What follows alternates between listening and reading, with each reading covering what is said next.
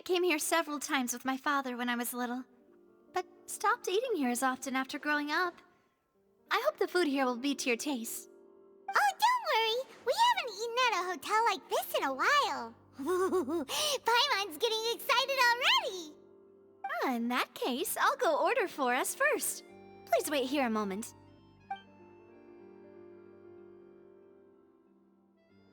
Ooh, everything looks so good. People in Fontaine sure know how to enjoy life. Why, of course. Go ahead, try whatever you like. If the food's good, I'll make a group reservation for the rest of Spina di Rosula next time. And if it's not? Well, then I'll still bring everyone. Albeit with only one dish per table. You, sure have your own way of doing things. Oh, we called this a farewell meal, but we could also treat it like a victory feast, right? We did just win that case after all. It's certainly worth celebrating. Oh, true. Very true. In that case, boss, we'll have another 2 dishes. Huh?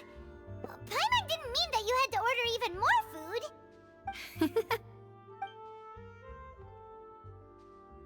Speaking of cases, do you think that the mastermind behind the serial disappearances will get caught soon now that this has all happened?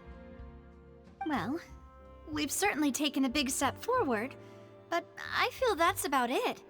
We know that there's an organization that means to dissolve these young women, but we still don't know what they are really after. If it hadn't happened right in front of us, Paimon wouldn't have ever believed that a person could be dissolved like that. Right? Yet it was because this was such a preposterous notion that the investigation could never really move forward before. Ugh. If only that guy could have finished speaking! We were so close to hearing who was behind it. In such investigations, even the smallest step can seem like a yawning chasm if the trail of clues is cut off. To be honest, I don't have high hopes for any follow-up that the authorities might conduct. It's not that I don't have faith in their ability, it's just that a different perspective is required in some matters. It's easy to guard against and deceive a single narrow perspective. A shift in thinking is required at such times in order to produce a breakthrough, which is exactly why the Spina di Rosula exist. Those highfalutin folk are not all-knowing. That's why we exist, to seep into the cracks where filth falls through, where their watch fails them. That's the kind of problems we solve. Seems Paimon thought things were simpler than they actually are.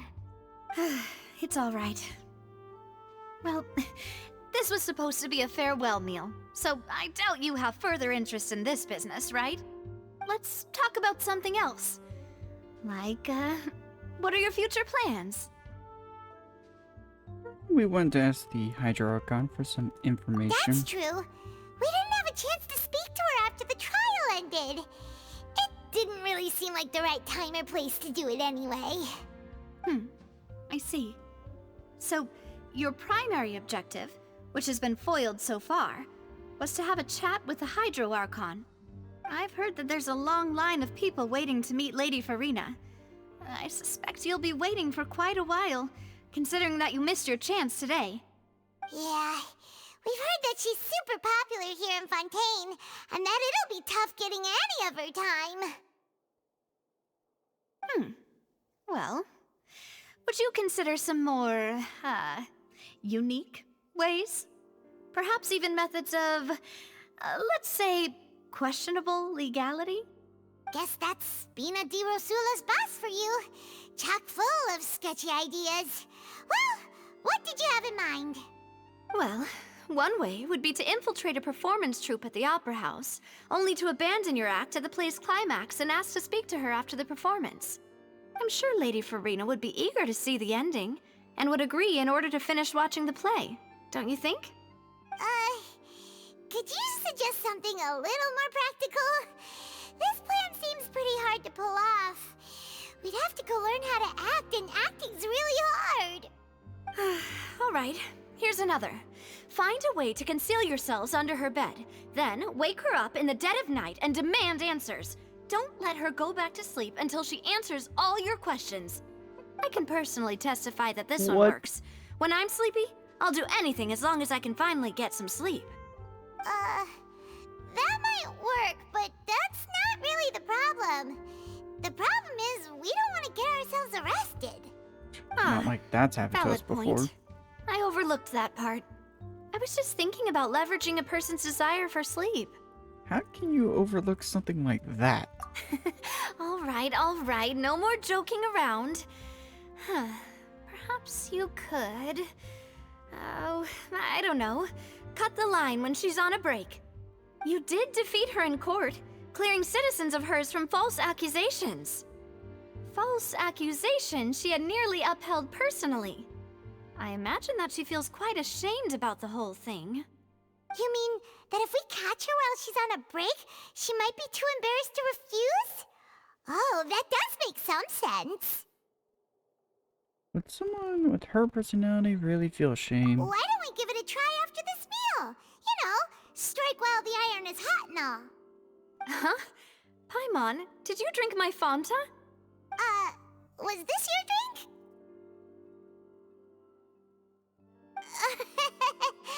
Sorry about that. Paimon wasn't really paying attention and the cup was right next to Paimon. Would you like to order another? No, it's fine. We're just about done here. Alright. Honestly, Paimon wouldn't recommend Fonta anyway. It tastes kind of salty and icky. I had to agree. Is that so? Huh. Well, in that case, we'll have to blacklist the Fonta here then. If we're all finished eating, then I'll go pay. Yeah, we're stuffed. Thanks for the treat, Navia. God, what a great design she has. I like the color palette choice they gave for her. It still weirds me out that she's Geo. Oh, so full. Paimon can barely float anymore. You know, you could try walking, you know. Nah, that would be so... normal. You know, like you. Ow, I feel offended. Okay. As for expenses this month, we're left Uh-oh. with... Hey, Navia, what are you doing over there? Oh, nothing. It was just a meal, you know? Nothing the Spina di Rosula can't cover. That was a pretty pricey meal, all thanks to Paimon. Let's get ready to try to meet the Hydro Archon again. Bye, Navia! So this is goodbye, huh?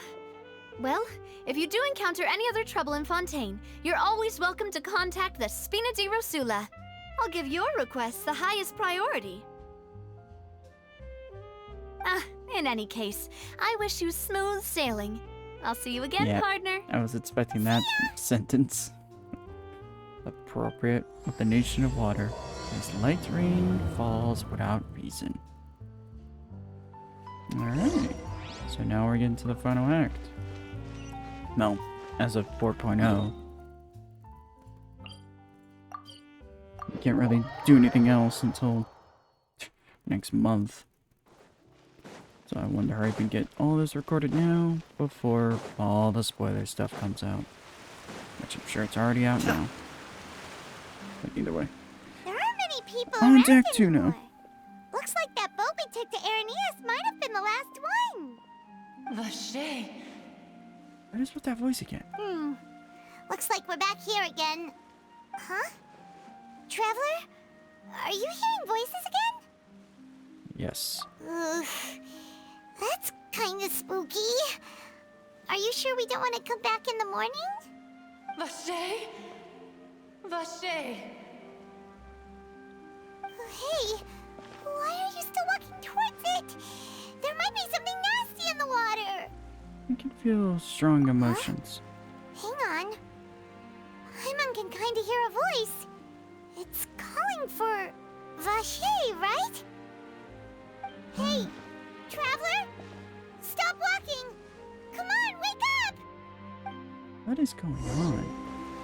Please don't tell me they're playing off the joke of sirens, basically. Oh, there's the Oceanoid. Where is this? Vache, are you my dear Vache? No, wait. You seem to be someone else. Do you know Vache? Do you know where my love is? I'm afraid not. Wait. Who am I? I'm very sorry. I fear I do not know. My memories feel like they have been washed away like a flood. So many fragments dissolved amidst the tide, never to be recovered. How much have I lost? How many things that I once held dear while on land have I since forgotten? Human? Yes, that is what I was once. But now, I am but the consciousness of one who is lost, therefore. You lost your form. I do not know how I came to be like this either. I only vaguely remember being covered in light blue water, and then all grew dim. Should be one of the girls who were dissolved? I also remember going to many places. I loved adventure, loved exploring places of peril. No matter where I went, Vache would go with me. I knew how dearly he loved me, and I also loved him equally as much. But now, we can no longer go back. The pain of such parting, I never knew how heavy it could be.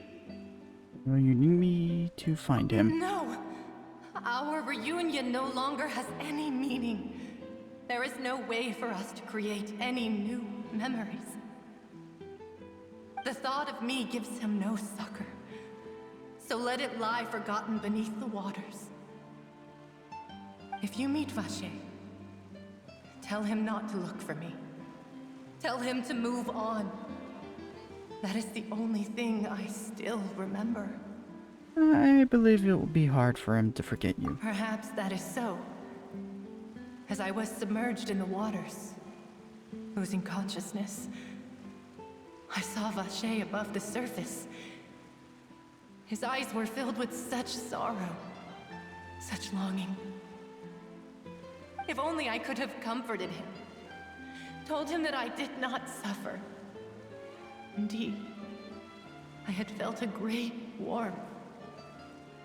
Vache was a witness to the fact that you dissolved. Is that what you call it? Dissolving?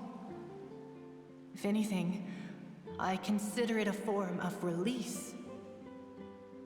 It was a state of neither fear nor frenzy, with only an endless peace, like the water's still surface. I could also liken it to being a thirsty person who drinks water for the first time, and only then sees how they have lived for so long in a world of endless want and anxiety. Some measure of consciousness still remains. I think I hear your companion. It's time for you to go, I think. Ah, right. I wonder how much time has passed in reality. Farewell, then. I am glad that you were able to sense my presence. Remember, if you see Vache, tell him not to seek me out any longer. Weird. What's going on? Come on, hurry! Navi is outnumbered!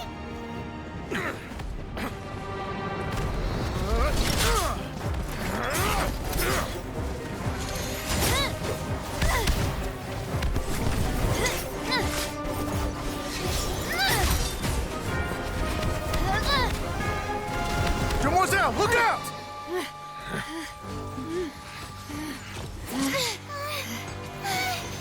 Dear God, it's a whole army of Gardamex.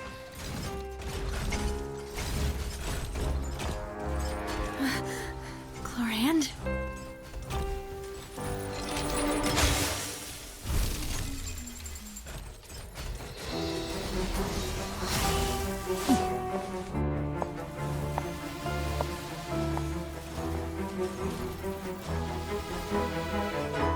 Quick, now's our chance!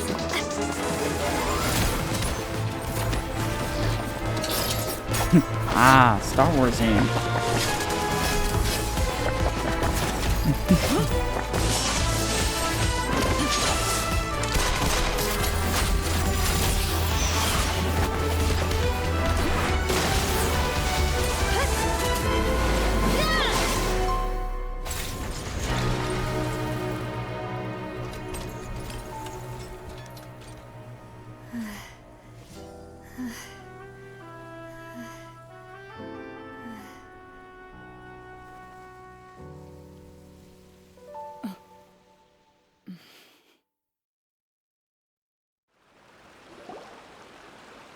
I should thank you for lending us your sword there, Clarand.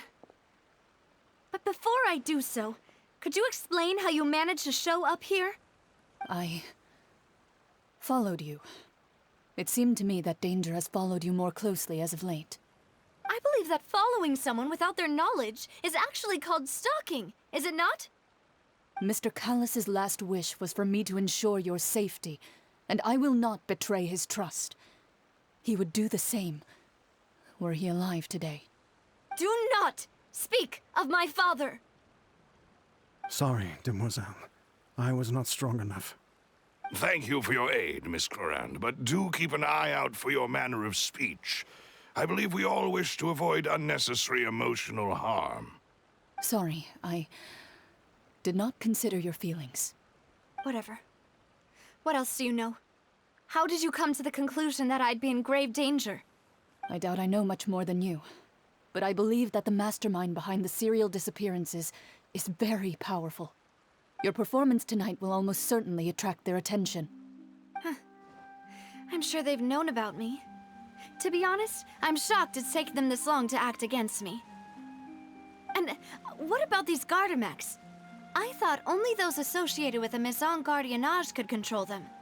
None of these mecha have serial numbers. I was sure to check a moment ago. They are not the ones used by the authorities to enforce the law. I can only conclude that some powerful or wealthy party must have obtained them via illegal means, deploying them as a private force of sorts. What? Your point being that they're out of Spina di Rosula's league, then? Yes. Be careful, and do not act rashly. I will continue investigating no matter what. We will bring the truth to light. That's my father's true last wish. Regardless, thank you for your help today, Clarand. But if you get any ideas, tell me first. I don't much appreciate being followed. I do not think that they'll strike again anytime soon. So I shall stop following you. Good day, all.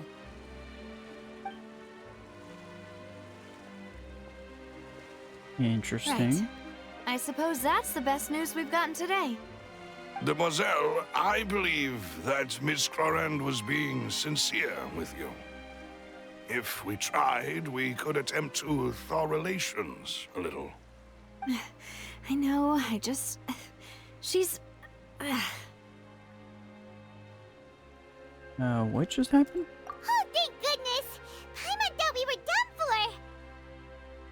Those Gardamex came out of nowhere while you were unconscious, and Nadia and her gang saved us! Gee, I wonder who has those Gardamex. And there was that champion duelist named Clarand who came out to save us too! We got lucky there. Paimon probably couldn't have fought them off otherwise. Thanks for the rescue, Navia. Oh, come now. Forget all that polite talk. That wasn't really a farewell meal we had back there. Not for me, anyway. In truth, I hope that every meal we have together shall be a victory feast. As such, we're still partners. There's no need to thank me. It will take 50 years for me to match Demoiselle's magnanimity. If it were me, I would have joined the Spina di Rosula on account of her goodwill long ago. All right, you two. That's enough.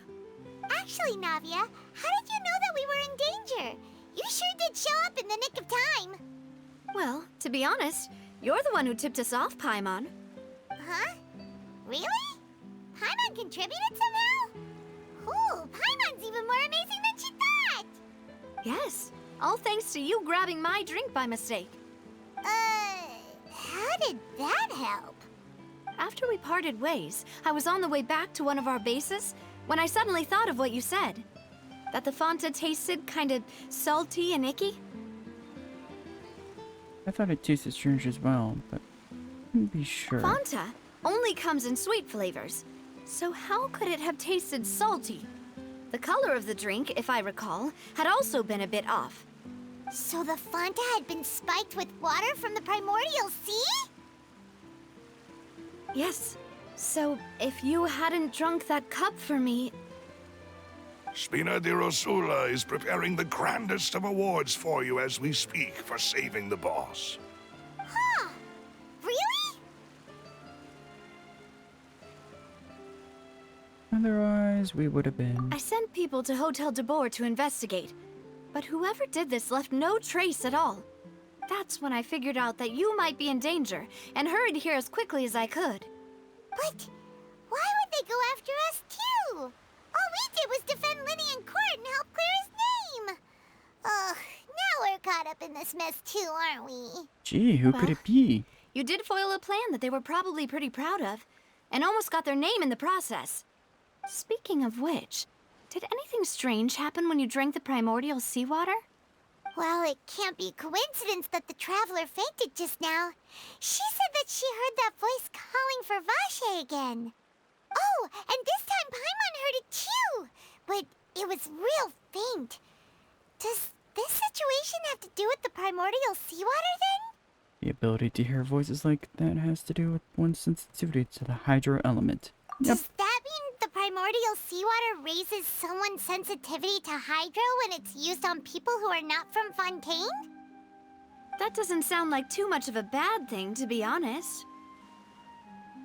Not only that, Sumeru had that same case. The second we gained the danger element, we also had that similar situation. I also gained some new intel. New intel? While you were out cold? Well, let's hear it, shall we? The voice in this fountain belonged to one of the missing women. Oh, that is important. Vache. That name doesn't ring a bell. I suppose he hasn't stepped forward as a witness in court lately. Since he saw that young woman dissolve, he was at least at the crime scene. But he never gave testimony or any information regarding people dissolving in the primordial seawater. Could he have been threatened? If he's still alive. Yes, thank you. This is very important information indeed. We will continue to investigate. Alright, partner. Oh, You mean you'll help us investigate? well, you did say that our farewell meal didn't really count. That means we're still partners, right? And besides, we're in this now whether we like it or not. You're not gonna let those people who targeted us get off the hook so easily, are you, Traveler? Well, messing with us will cost them. Demoiselle, do try not to look quite so pleased. You are the face of Spina di Rosula, after all. Oh my god, that smile. You talk too much. Well, in that case, let's head back to one of our bases, shall we? I'll arrange accommodations for you. We also have some plans to go over, and hopefully we can deepen our bonds as partners. But we'll take that one step at a time, I guess. Don't worry, you two. With us around, our base is definitely secure. This guy with the shades every time. Interesting. It's right up ahead, but let's make sure we weren't followed first. I've been keeping watch, Demoiselle. I haven't spotted anyone suspicious thus far. Very good. But let's not let our guard down for now. I shall find rooms for our respected guests. Thank you, Malus. Now, let's continue, Traveler.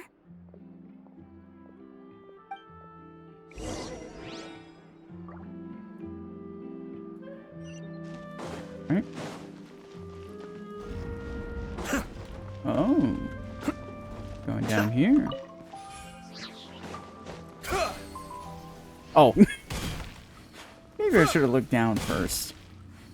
Instead of just plunging all the way down here. Ah, so now we're underground. This is where the underground part of the map comes from. Ugh. Seen better days.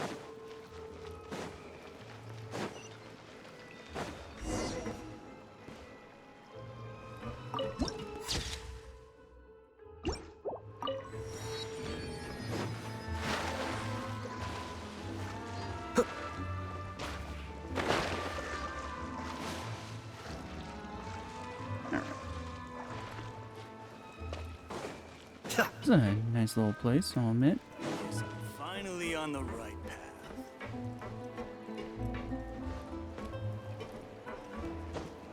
There we go.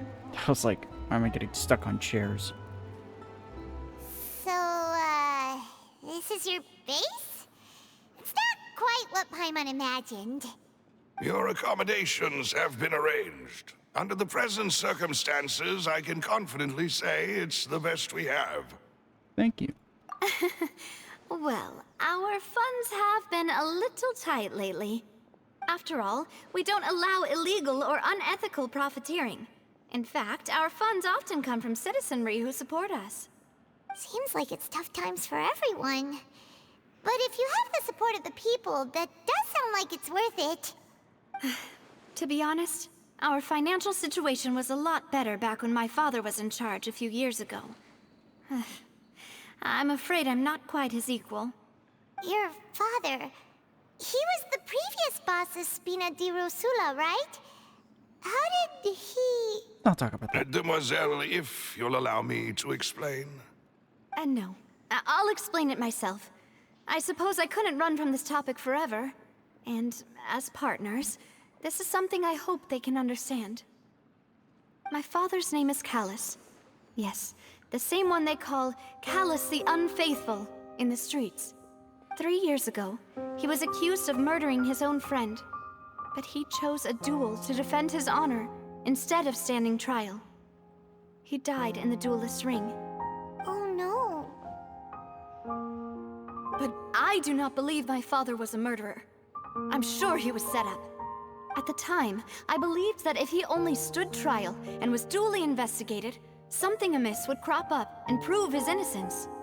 But strangely, he not only requested the duel himself, but rumor has it that even after being seriously injured, to the point where he could be deemed as having lost the duel, he refused to surrender, determined to die in the arena. 3 years later, I still don't understand why he did that. How could he protect his honor if he's dead? If anything, he gave up his chance to defend himself. Well, do you have any clues as to why?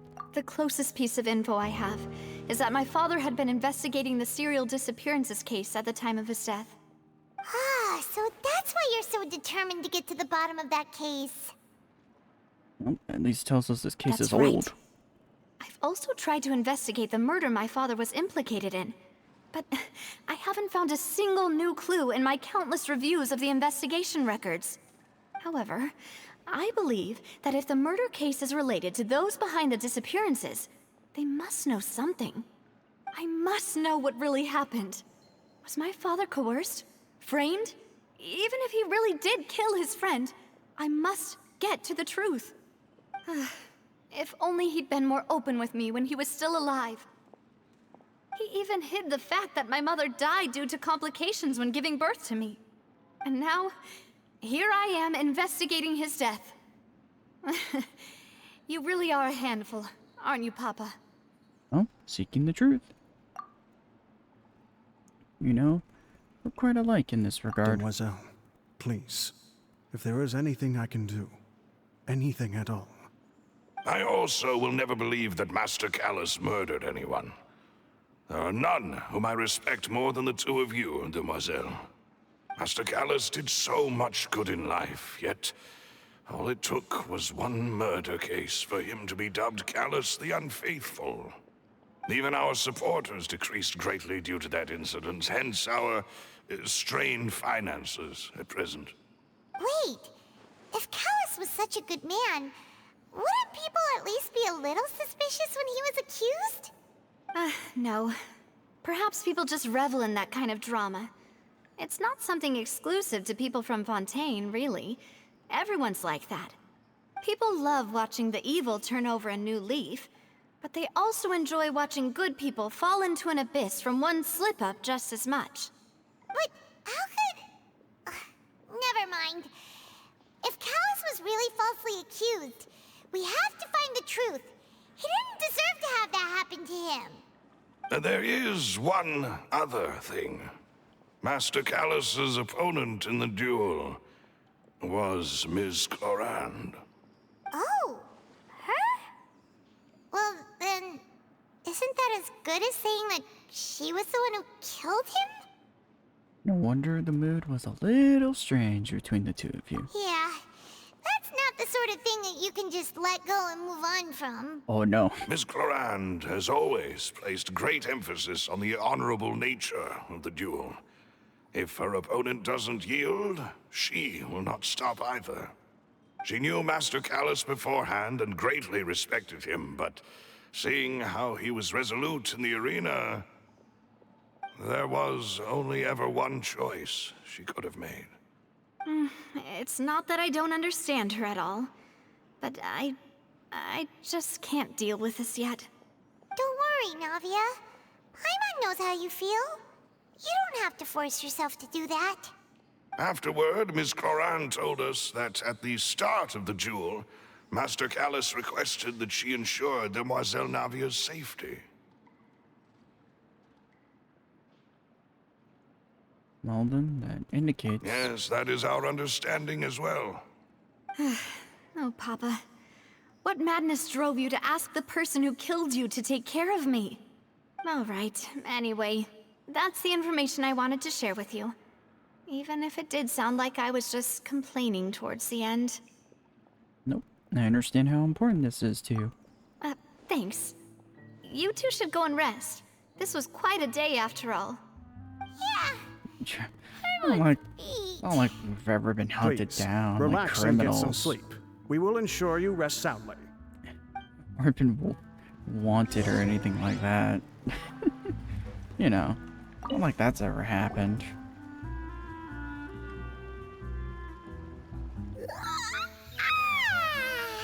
Paimon slept so well. This place feels almost too safe. Huh? Navia? Where did the other two go? I sent them back to Poisson. It's Spina de Rosula's place of origin, and where we have our headquarters. There's not much for them to do here at the moment. Paimon gets the feeling that you're just trying to get them off your back. But never mind that. When did you get back? Were you waiting here the whole time? No, I just returned after going out for a while.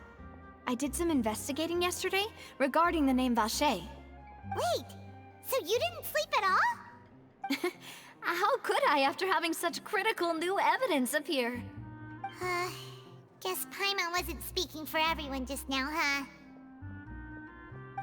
Unfortunately, this name seems to have been wiped from existence. It doesn't seem to have a match anywhere. I suspect that those behind this have already taken steps to hinder an investigation from this angle. But that does prove that this Vache person is a key witness in the incident. Does that mean we're too late, though? No. There is one ray of hope. One place in Fontaine that they would find almost impossible to threaten, no matter how much they wanted to. And that is the archives kept by Chief Justice Neuvillette. A place where detailed files on all the cases in recent years are kept. If the Oceanette you met is one of the young women who went missing recently, we should be able to find some related information there. So Neuvillette maintains an archive of case files? Whew. Guess that's the hard-working Chief Justice for you. In that case, let's go talk to him, shall we? That's gonna be the hard part, isn't it? Aren't you coming along, Navia? Did you get tired? No, it's nothing. Let's go see the Honorable Chief Justice.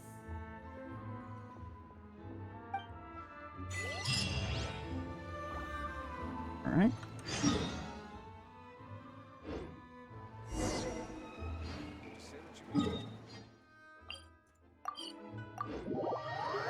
Yeah, I was... Palais is right up ahead. Yep. Come on.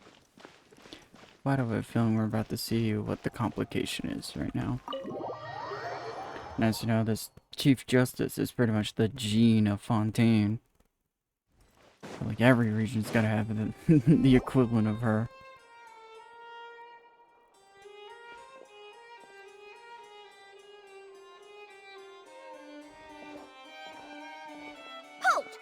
Please state your business here. The Chief Justice is presently occupied with official matters. Huh. This place does look pretty heavily guarded. Guess that proves that Nervalet's files are really secure. Hey, don't you recognize us? Huh? Who are you? Just to be clear, I don't care who you are or who you might be related to. Our rules make no exceptions. See? They've got great discipline, too. Yep. Paimon can tell. If you're here just to crack jokes, I can point you towards the exit. Unlike some, we're busy, so please leave if you don't have a reason to be here. No. What I meant to say is, shouldn't you remember us from a few days ago? We were at the trial of the great magician Linny. Oh, yes, I remember. I read about it in the Steambird. You must be Linny's attorneys. It's all coming back to me now. We're here today to report and archive some information on a follow-up case. Huh. Is that even a thing? Of course. Don't worry. We're here on official business. You can trust us. All right then, I'll let you through. The Chief Justice is just inside. Thanks so much. Well, that was easy. Please come in. Nice place.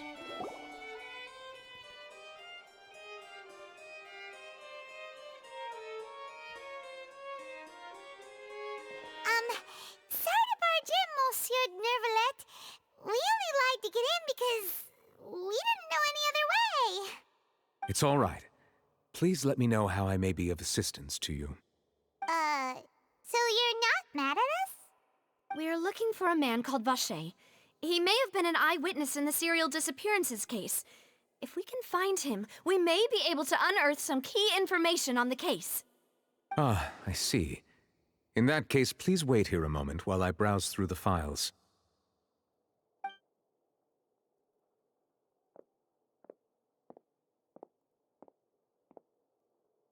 Who knew that Nervalet would be so easy to talk to?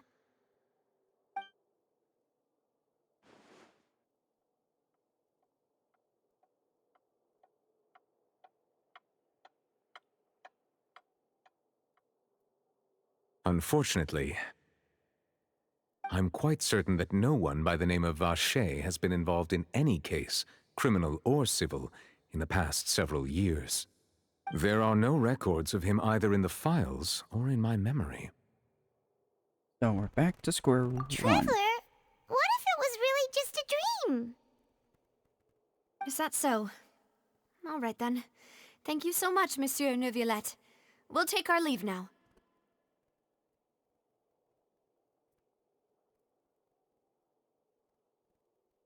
Ahem. Uh-oh.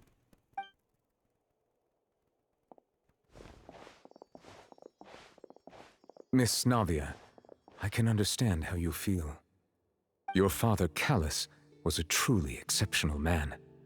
We deeply regret his passing.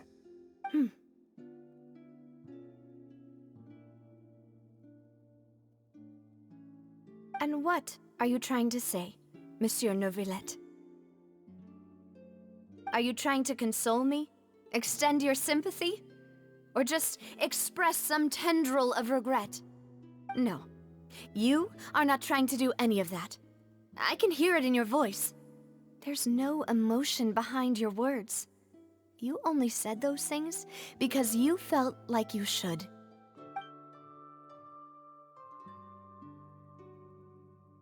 It's just like last time. After my father took his place in the duelist ring, I pushed through the guards to talk to you as a last resort. You even told me then that you thought there was something fishy with the case, yet you still allowed the duel to go ahead. In your eyes, the value of a human life is nothing compared to those cold laws you hold so dear.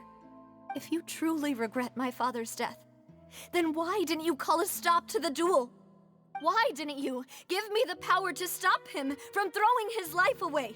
Why did you just let him die, despised and hated by all? Everything was hanging on a thread at that moment. Just the tiniest effort could have changed everything. There are still so many things I never got to tell him. So many questions he still owes me answers to. If you really have no heart, then just look me in the eyes. I, Navia, will show you the true meaning of regret. I'm sorry, Miss Navia. You and my father are truly alike. You keep all kinds of things in your heart and never say a word to anyone. It's not so much that you can't feel, but that you would never express anything. Oh well. In any case, everyone already knows full well the apathy of the Chief Justice. My apologies for taking my emotions out on you, Monsieur Chief Justice. Let's go, Traveler and Paimon.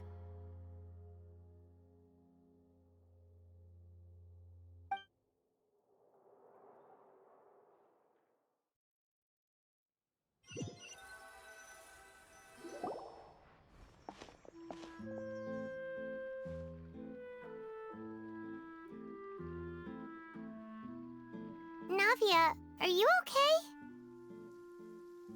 I'm fine. Rain. It's raining. You're right.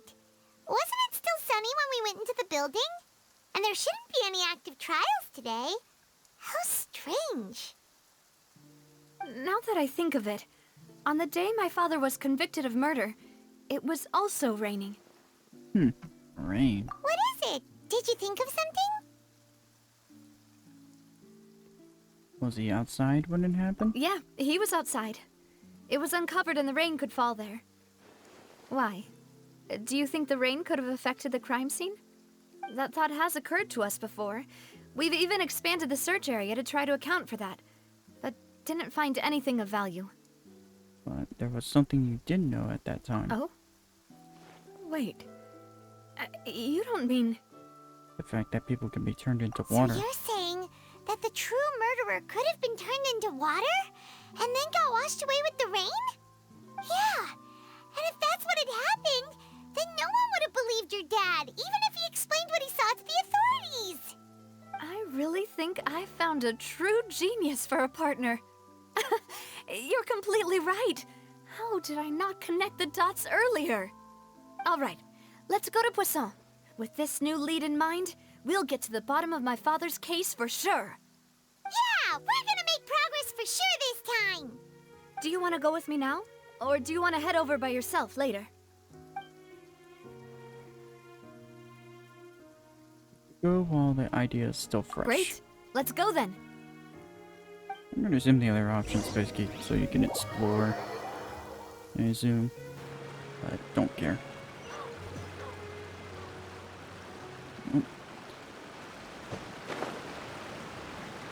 What is going on here?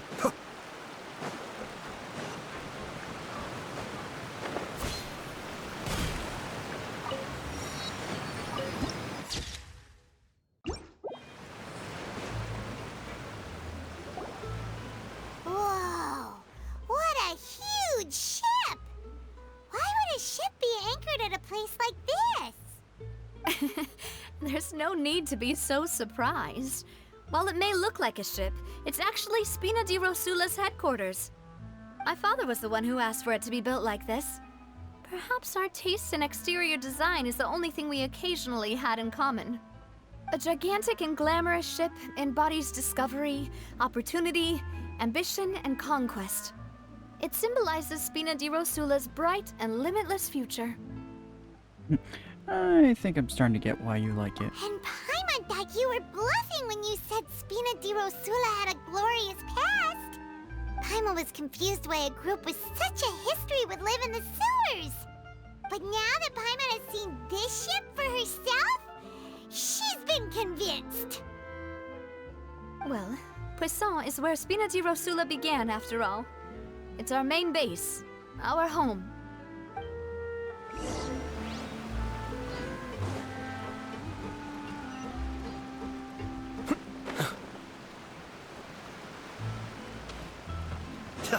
Alright. This is actually not a bad place. And I like the music here. Guess I'm just gonna gosh over all the music for every part of Fontaine for the time being. Am I gonna care what people gotta say? No.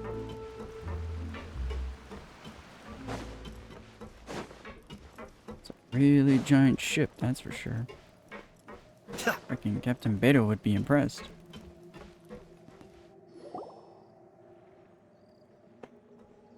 Melus, we're back! Why did he look like he was looking Apologies for for the wait, demoiselle, and our most important partners. You said before that you still had some business at the court. What brings you back to Poisson so quickly? About that. It's because my partner here reminded me of something really important. You see, what if my father's case had something to do with water from the primordial sea? You still remember, right, Melus? On that night, it was raining? Yes, the case was quite similar to that of Mr. Linney's. Both were what you'd call impossible murders.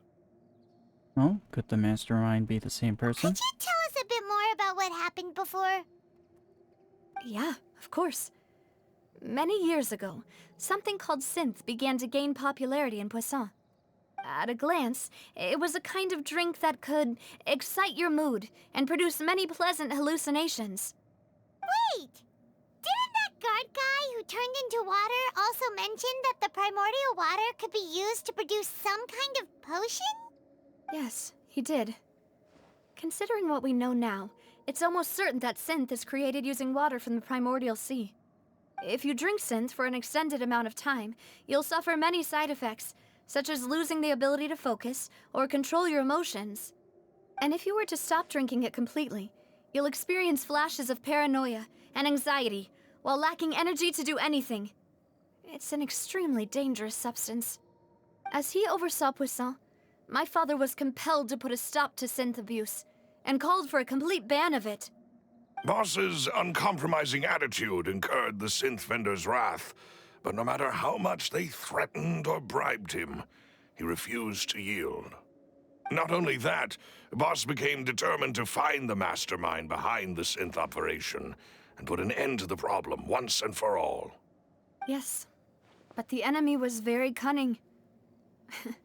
So he could never get anything out of the dealers, all of whom only sold the stuff and weren't privy to the rest of the operation. Recognizing that, my father decided to contact the dealers in secret and cultivate personal relationships with them. Finally, he was able to convince someone to become his informant. The man's name was Jacques. He felt greatly ashamed about his work after seeing many families destroyed by synth abuse. That night, my father hosted a banquet at his countryside estate. He planned to meet up and exchange information with Jacques over some food. But then, we heard 2 gunshots from the courtyard. We raced to the scene and found my father, still holding a gun, and Jacques, who was already dead on the ground. Huh? How did that happen? Aren't they on the same side? Sounds just like Lenny's case, doesn't it? In both cases, the culprit seemed obvious, but neither appeared to have any motive at all. Looking back on it, though, I now believe the most important clue was something we all overlooked at the time. There were pieces of clothing left at the scene. They could have belonged to someone who got dissolved. Precisely. It's all thanks to you that I made the connection now. Back then, we all just thought they were some costumes that Jacques used to disguise himself at the banquet. But, considering it now, it's almost certain that they belong to a third person at the scene. With one extra person, we'll also need to reconsider why the 2 shots were fired. It's also possible that the third person was to You're blame. right. We still don't know what happened. But my intuition tells me that we're on the right track to figuring it all out. I'm finally headed towards the truth. Jacques was an empathetic man who was infinitely remorseful for his past actions. It's unlikely that he turned on Boss with zero warning. I think this third person is probably the key to the full truth. On that note, however, even though this will not please you, demoiselle, as your and your father's butler, I must still offer a word of warning. Our opponent is insidious and cruel. They are extremely difficult to deal with, and Boss has already lost his life trying to bring them to justice. Even though Spina de Rosula has lost most of its former glory, Poisson has welcomed a new time of peace, and we have been allowed to live out our lives. There is no need to follow your father's path. It would be both wise and in line with Boss's wishes to step back and give up on the case. If that's indeed what he wished for, then he should have told me that himself. Was I not the closest person to him? And yet, I was the one most kept in the dark. What was the point of him dying without sharing any of the secrets he knew? Did he manage to protect anything in the end? Synth is still here. Callus the Unfaithful is still his epithet. And Spina di Rosula is barely getting by. Nothing has changed. Did he think I'd just accept his meaningless death and live out my life just as meaninglessly? I've never accepted that, ever. Not since that day, and certainly not now. I want to find out the real answer for everyone's sake. For the missing girls, for the victims, and for myself. Navia. This is indeed the best moment to act. Your partner appears to be quite reliable, and more importantly, demoiselle, I think you're also ready to take this on. So you do know something else, Maloose? Yes, I do. In fact, even before that banquet, Boss already knew of the connection between Synth and the serial disappearances case. But what drove all the tensions to the boiling point was the revelation that you, demoiselle, had been selected as the next target to disappear. What? Boss also didn't tell you that he had been diagnosed with a rare illness. The doctors told him that he had no more than 5 years left to live. And the serial disappearances case caused him great anxiety. 5 years was nowhere near enough time to resolve this long-standing conflict. But once he passed away, all the danger would pass on to you. Knowing all of this, he decided to use one final intimidation tactic before his death. He claimed to have already gotten his hands on some key incriminating evidence for the other side, and even told some members of Spina de Rosula about the details. But as long as you remained safe, he would not share the evidence with the public. If something were to happen to you, then he and all those he told would immediately expose all they knew about Synth and the disappeared victims.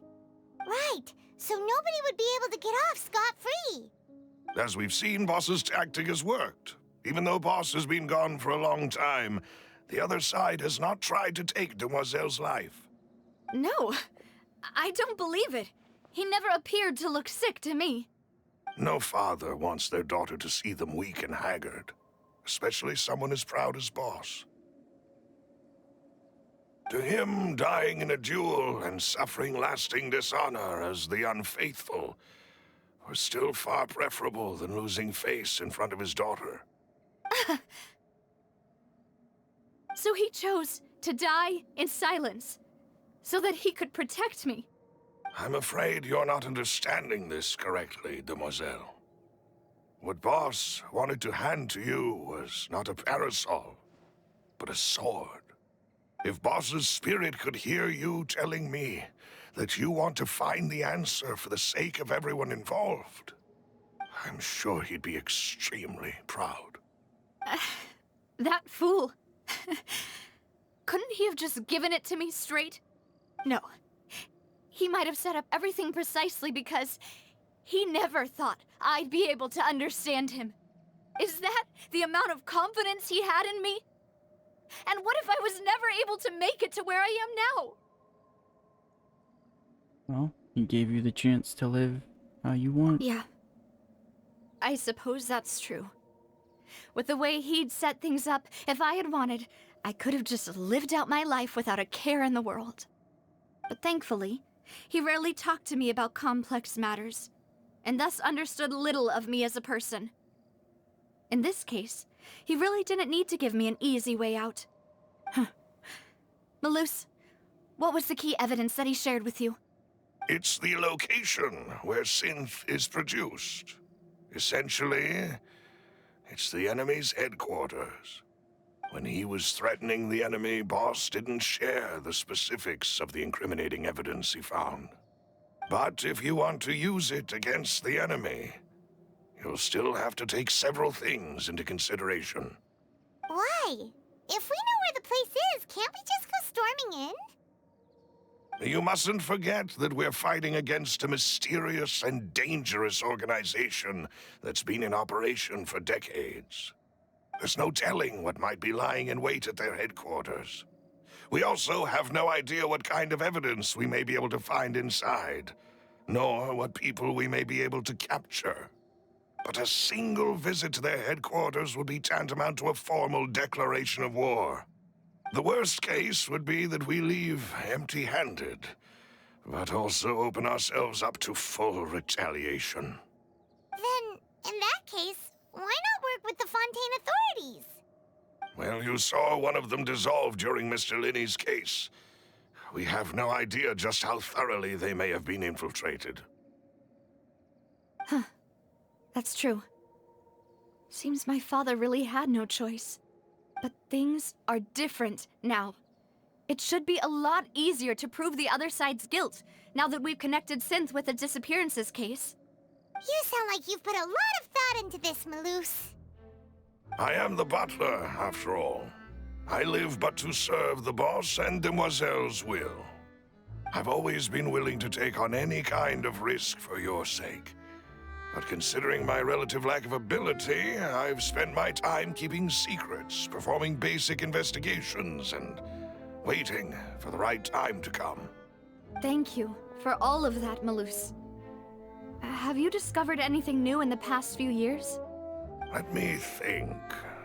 One conclusion I came to was that the enemy must be quite familiar with Spina di Rosula, or at least have an informant planted here. When I announced orders to the organization's members on Demoiselle's behalf, I used to deliberately keep a few people in the dark and observe the reactions of the synth vendors. If the vendors didn't change their plans, then the individuals informed of our orders must be innocent. If the vendors packed up and fled, however, then someone must have given them the news. After several rounds of testing and investigative tracing, I've narrowed the suspect list down to 3 people. The first is Florent, Spina di Rosula's senior advisor. Huh? Florent? Yes, surprising, isn't it? He was one of the people Boss trusted the most, which also means that he was someone who understood Boss really well. Thanks to his position within Boss's innermost circle, he always knew our upcoming plans and could thus avoid capture this whole time. There's someone else like him too. Marcel, the head of Confrérie of Cabrières. Uncle Marcel. What's this Caberfray? It's a guild in Poisson. Boss helped it to grow to its current size and prominence. In the beginning, they were only reselling some daily goods, but now they're one of the richest guilds around, with a lot of business connections in the city. So, they're like a sister organization of Spina di Rosula? Yes, you can say that. When we were fighting against the synth dealers, they provided us with plenty of support. It's a bit difficult to imagine someone using their own money to hunt down themselves. The final suspect is Thierry, the man responsible for coordinating information between Spina di Rosula and the guards. Although the guards mostly leave us to our own devices, there are still many activities we have to report to the local authorities. Since Thierry is always in the know about our current activities, he could theoretically always plan one step ahead. I see. These are all people who I communicate with quite regularly. To think that the enemy we've been fighting against has been right next to me all along, among those I trust the most. It's almost too hard to believe. If you want to investigate them, please take every precaution to not alert the quarry. Judging from our experience, the enemy is extremely cautious. Of course. And thank you, Malus. You've provided us with a lot of great information. You're too kind, my lady. I'm just doing my duty. And before I forget, proving Boss's innocence would also mean clearing him of blame in Jacques' death. After that incident, Jacques' wife and daughter were taken into the Spina's care. They still live in Poisson today. If it might help, you could also pay them a visit.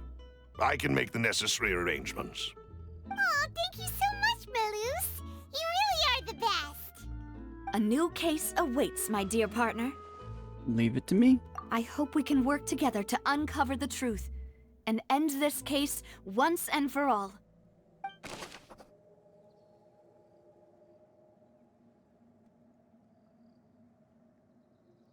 All right.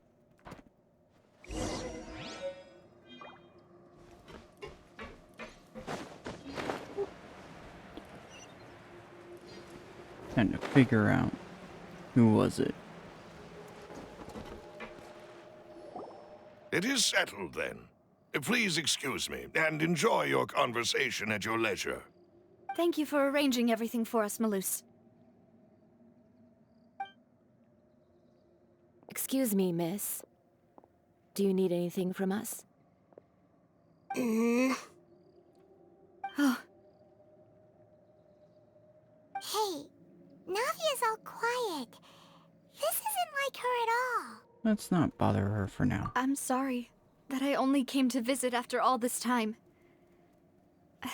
After what happened, I didn't know how I was supposed to face the two of you. Ah, if it's about that, there's no need to apologize. After my husband died, Spina di Rosula sent us a lot of mora and support. I understood your guilt and apology to be genuine. But aren't all of those things nothing compared to the loss of Jacques? I can understand the kind of pain that comes with losing a father so needlessly. You don't understand at all. I didn't know how to face you, because I didn't know what I could possibly bring as a consolation gift. I know only the full truth could bring closure to you, and to all of us. I'm sorry. I appreciate the sentiment, but you don't have to carry all that guilt. On the matter regarding my husband, my daughter and I have more or less found our answer already. Would you mind sharing it with me? I really can't believe that my father could ever bring himself to shoot Jacques. I always knew that my husband's money was earned through others' suffering. He told me countless times that if he could turn back the clock, he would never go into the synth business again. He had many regrets, and felt that he took the idea of providing for his family too literally. For the longest time, he thought mora was everything. So when Mr. Callis came to him with a proposal, he accepted it almost immediately. He tried to be as careful as he could, but even so, he was still found out by the higher-ups. They found out about his betrayal? Papa didn't say that exactly, but Papa did tell me that I should never be ungrateful. Before he left that day, he told me that he had no choice. It was only later that I realized it was his final farewell to the two of us. Someone ordered Jacques to take out Callis. I don't know that for sure, but you could say that's the conclusion I eventually came to. Which is why I'm the one who should feel guilty. Callis had always taken great care of us, both when he was still alive and after he passed away. Even if he fired the shot that killed my husband, it was likely in self-defense.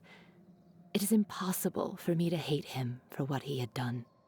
But Mama, why is Papa still the bad guy if he did the right thing? Papa always wanted to be a good man, so why did he have to do a bad thing in the end? Well, things aren't always as they seem.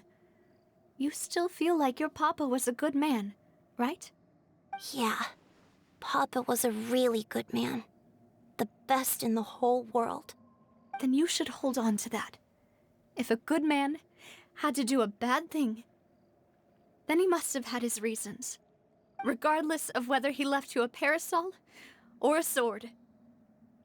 He must have done so to give you a better life. Oh.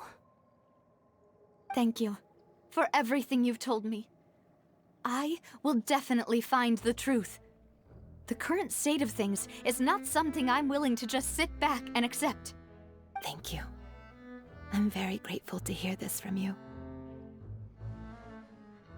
Even though your personality is quite different from your father's, your determination when you speak is really similar. You really think so? That's the first time anyone said that to me. Alright, so we got testimony. Are you okay, Navia? I'm fine. Don't worry. Let's investigate the 3 suspects next. Laurent should be nearby, and we should be able to find Thierry and Uncle Marcel in the city. I'll get myself together on the way, so please don't worry. Alright. Greetings, boss. How may I be of assistance today? I'm sure you've heard about what happened at the Opera House? Someone got turned into water right in front of us. Yeah, I've heard. With something that dramatic, I'm sure journalists will milk it for all it's worth. And it'll be all the talk for the next several weeks. It also reminded me, on the day that the incident happened with my father, it was raining outside, and we found some clothes left at the scene. After my partner here put the dots together for me, I feel like we should try to reopen his case. Can you do me a favor and try to recall what happened that night? Let me think. Mr. Callis was feeling pretty upbeat that day. So he was drinking and bantering away with us at the table. After that, he told us that he wanted to go get some fresh air. So we let him go without thinking much of it. Who knew that we would hear 2 gunshots ring out right after? My first reaction was that Mr. Callis's life was in danger. So I grabbed my holster and made a mad dash toward the scene. But when I got there, it was already too late. Mr. Callis was standing over a dead body with a gun in his hands. All we could do was look back and forth at each other, not knowing what to say. So you also remember 2 gunshots then? Indeed.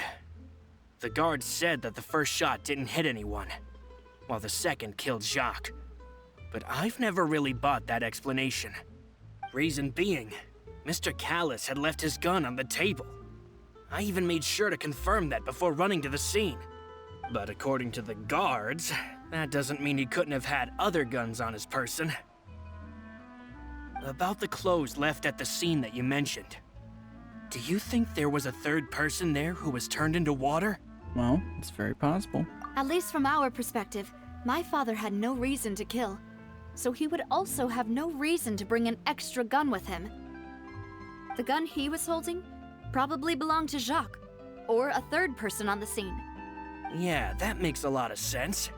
So you're saying Mr. Callis ended up with the gun because he seized it from one of the other guys?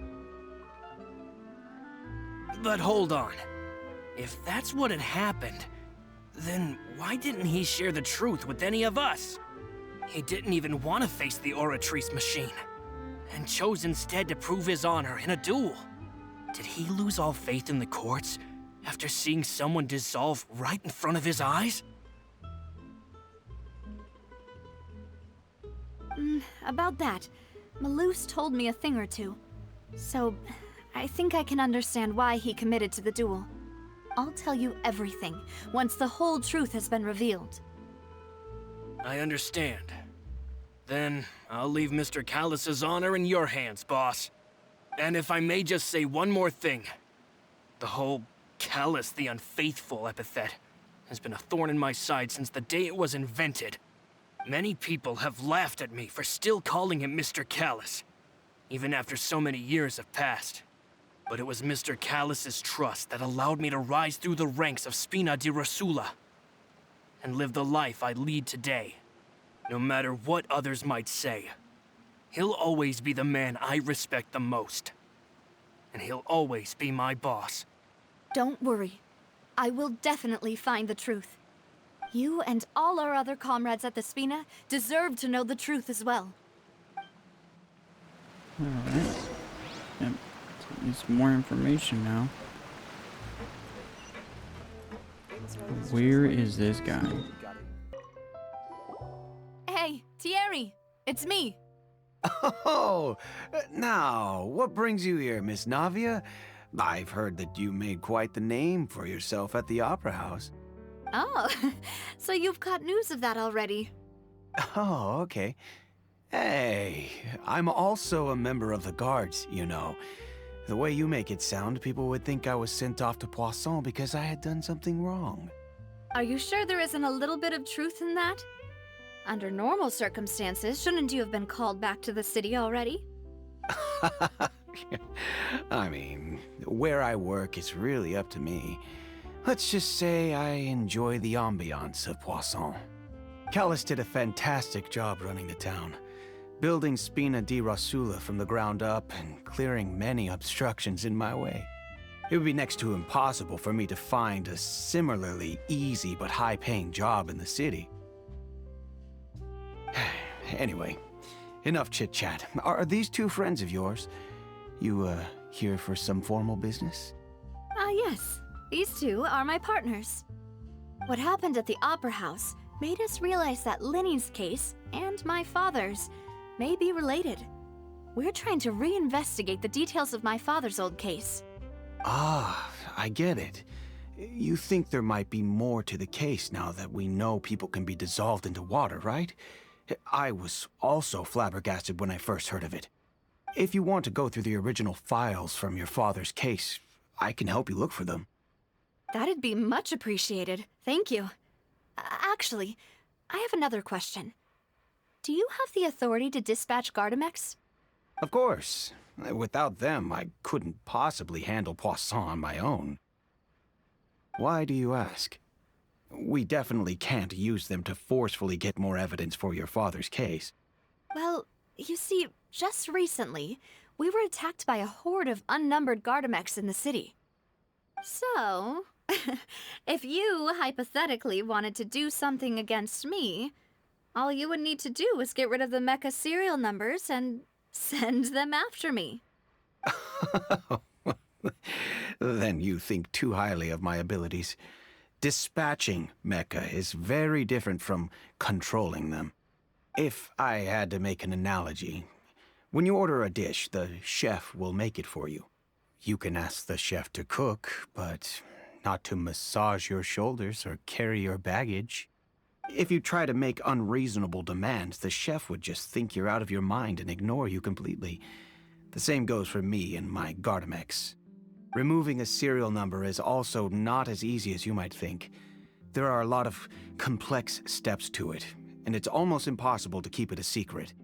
So I can promise you, those mecha were definitely private units. They're certainly not cheap. So, whoever their owner is must be super rich, powerful, or both. Now that you mention it, though, being in the synth business would definitely be profitable enough to afford this. Makes sense. Oh, then you're officially in the clear, Thierry. Oh, well, thank you for the vote of confidence, Navia. Jokes aside, I'd like to wish you all the best with your investigation. I'll be staying in the city for a little while, so just come find me if you need any support from the guards. Alright. Alright. Let's check on Marcel.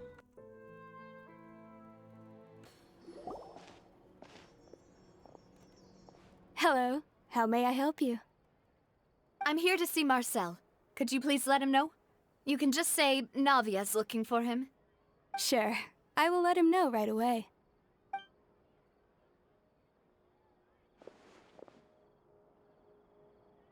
Navia, hello.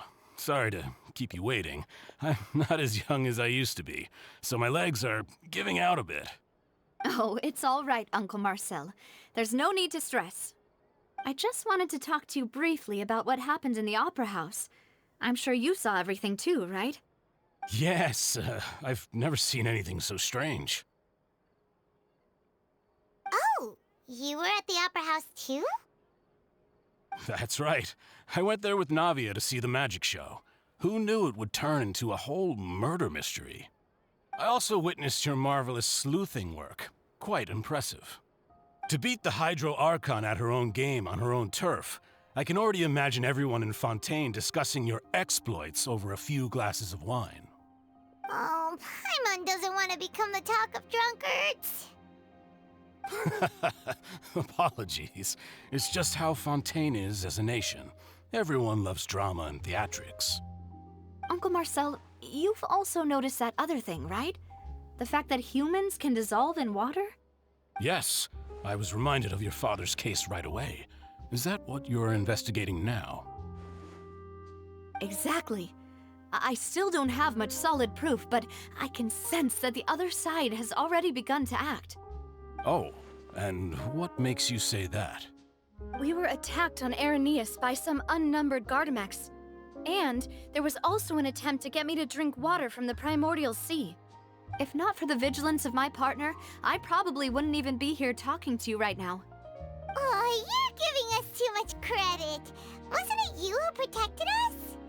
Alas, it seems things are heating up again. The peace that Callus sought so dearly will soon become a thing of the past.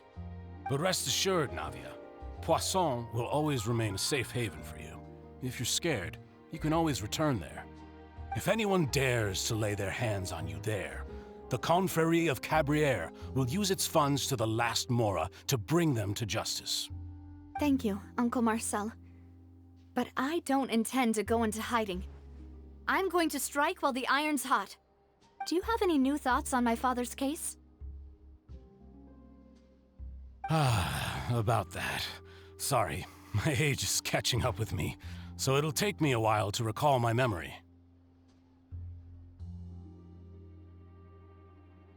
The Confrérie was responsible for that banquet, so I was out and about the whole time making sure things were running smoothly. I didn't even have the time to drink with the guests. Then I heard the sound of a gunshot, and the rest was history. Oh, it's okay. No need to push yourself. We'll ask around some more, see if there are any valuable clues elsewhere. Sounds good. Just let me know if you ever need Mora. All my wealth comes from Callus's patronage and support. I'll spend however much it takes to clear his name.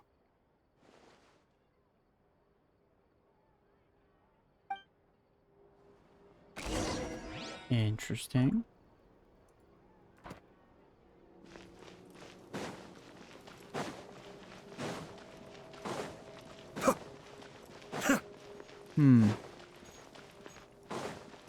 That story definitely has some holes in it immediately.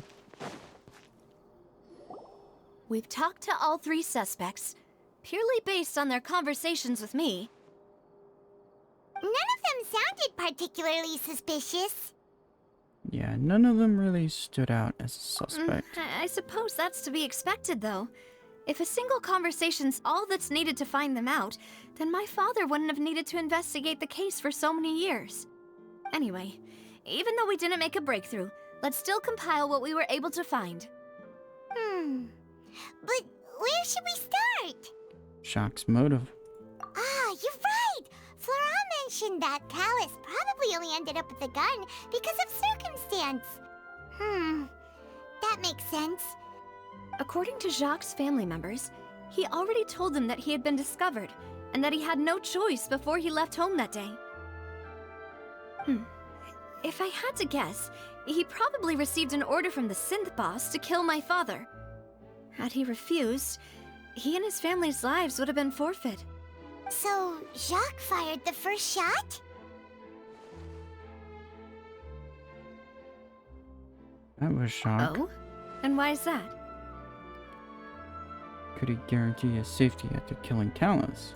Ooh, that's a good point. Jacques probably already knew that he was just being used as a tool for murder.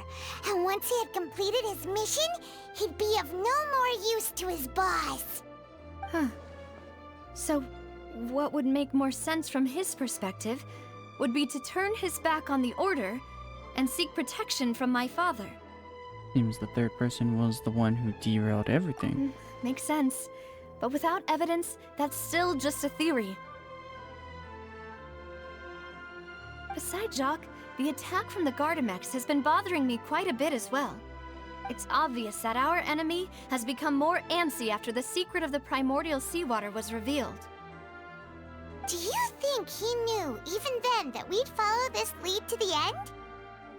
Given everything that's happened since, it's quite possible. But who among the three suspects would have the ability to control privately owned Gardamex? Aw, don't give me that option. I would say Terry, but knowing... I'm just curious. Uncle Marcel? My father did really trust him. And they worked together on a large number of projects. Maybe that's how he got to know Jacques.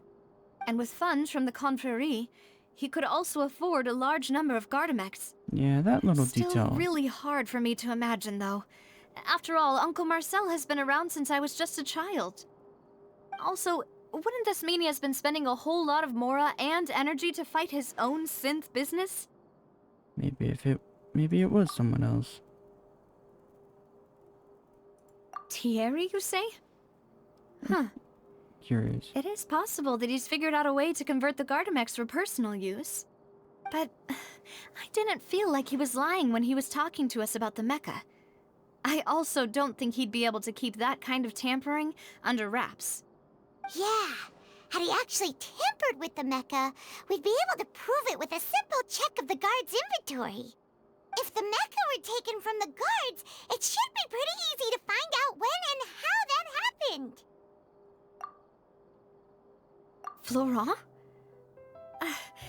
It is true that he was closest to my father, and thus had the best chance of learning about his dealings with Jacques. But as Spina di Rosula's advisor, his work mostly deals with personnel and security, so he shouldn't have much means when it comes to finances. So you're saying he's too broke to afford a mecha army? Exactly. He can't. And even if he could, I don't think he would be able to dispatch a whole group so quickly. Who could it be? I think...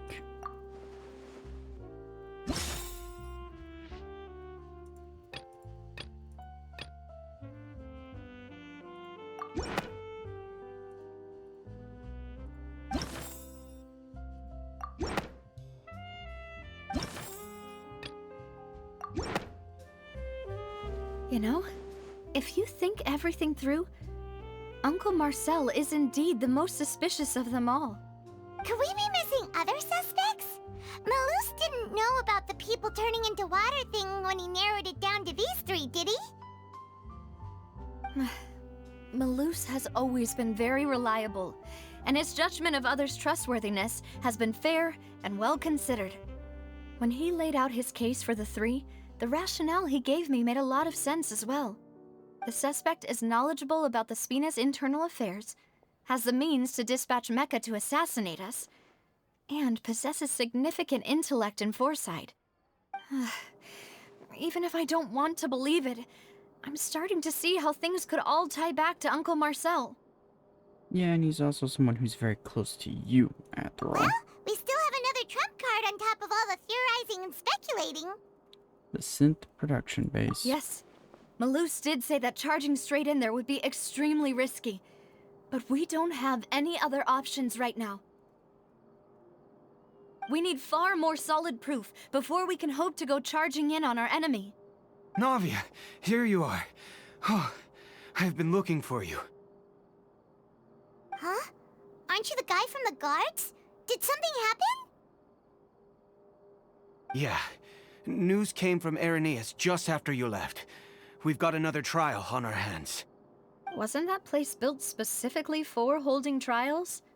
What's so newsworthy about this one? I know. But they said the person they're putting on trial is a Fatui harbinger called Tartaglia. Wait, child? What? Is that someone you know? Yeah, we know him.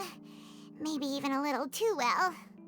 Well, he's been accused of being the true culprit behind the serial disappearances case. It's absurd, don't you think? Wait, how? None of our investigations have had anything to do with him.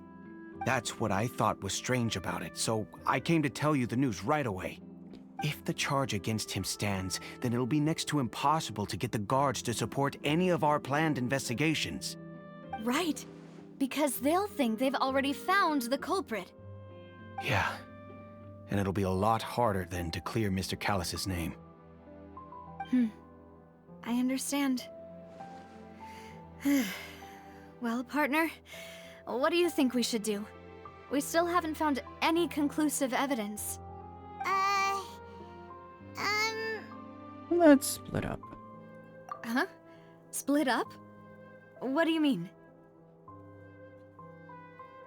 I'm confident in my combat abilities. Just as expected of my partner. Since this is a I know trial where we're about the going. serial disappearances case, the culprit's attention will be focused on Irenaeus, leaving his home base wide open. You're right. This is our best opportunity. All right then, let's do this. I'll stall them at the Opera House and charge Marcel as the true culprit. I won't have any chance of making that charge stick, though, unless we find more evidence. It'll be up to you to make it back in time and hand the decisive evidence to me. Oh, leave it to me. We'll help you, just like you helped us in Linny's trial. Demoiselle, please allow us to accompany you. I'm ready. Ah, Malou, Silver. When did you two get here? We heard that you'll be leaving Poisson and figured that you might require our assistance. It's our hope that your confidence will be bolstered with the two of us by your side. Thank you so much. Then, let's make haste for Irenaeus. Paimon, Traveler, I'll see you at the Opera House. See you then! Alright. I was wondering how long it was going to take for them to point out that it was Fatui related. Set out for Irenaeus, we should also get going. The location has already been marked on the map, so let's head over. Huh. According to Malus's info, the synth production base is underwater. Let's go and try to find the entrance. Aw, so beautiful.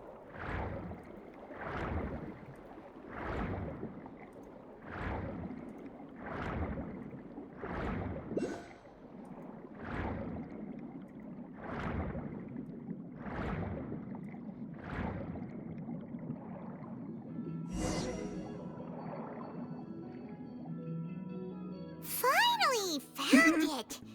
Huh. So this is the entrance that leads to the synth production base. It sure doesn't seem out of the ordinary at all. Well, they don't want it to stand out. You're right. An important place like this is bound to have a ton of protective measures and mechanisms. Navia's probably arguing up a storm right now to stall for us. Oh.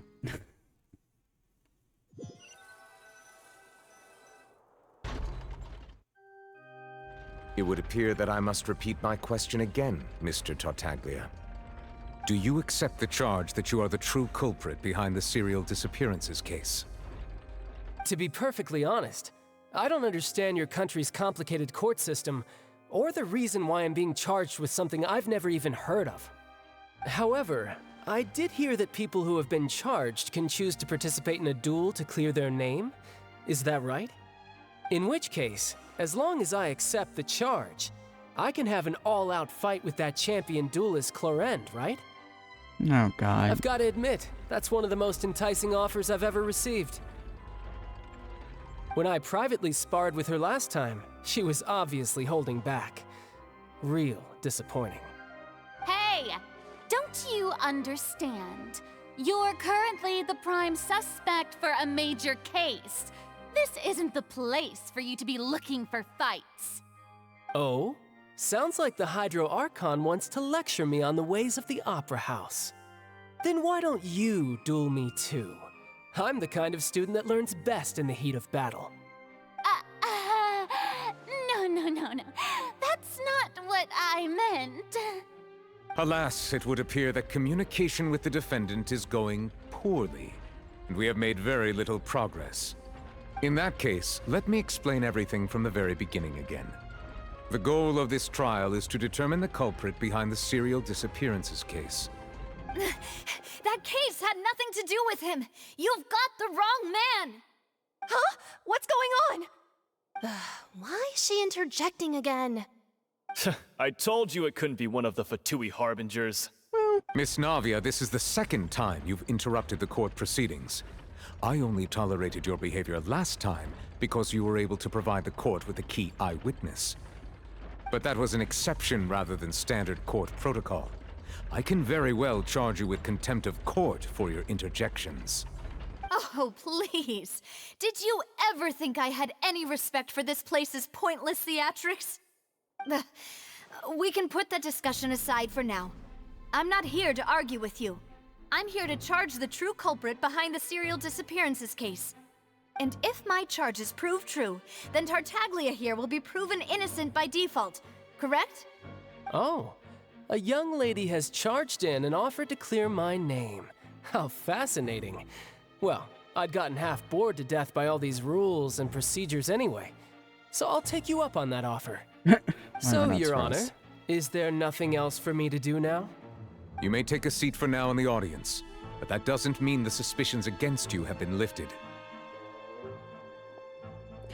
Now I can hear his theme playing. Who is the person you would like to charge instead? That person is...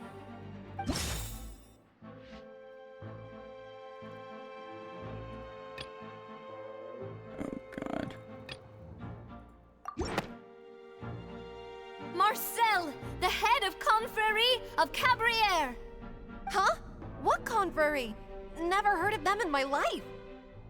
I've heard of them, but weren't they Spina di Rosula's sister organization?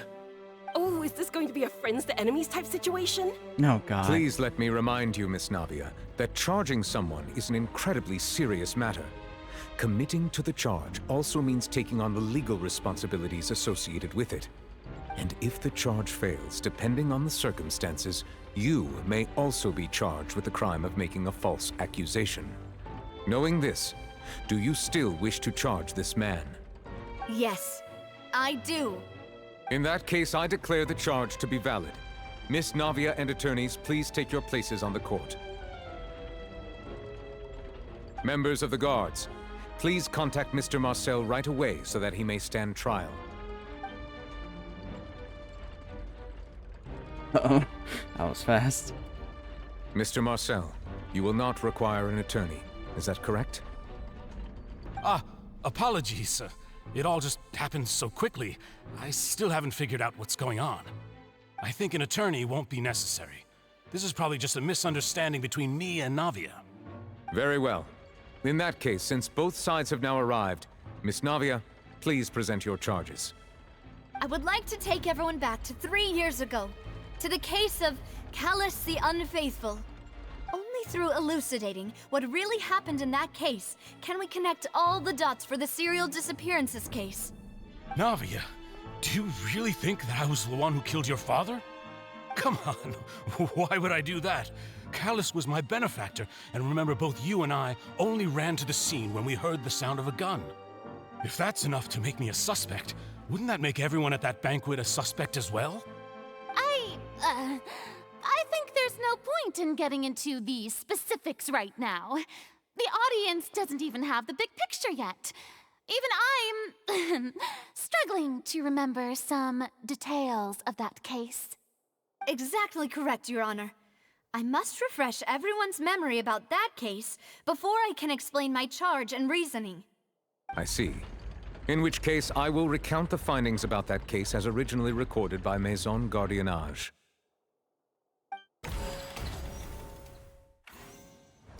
On the day of the murder, Spina di Rosula hosted a large banquet in a countryside estate owned by the Confrérie of Cabrières.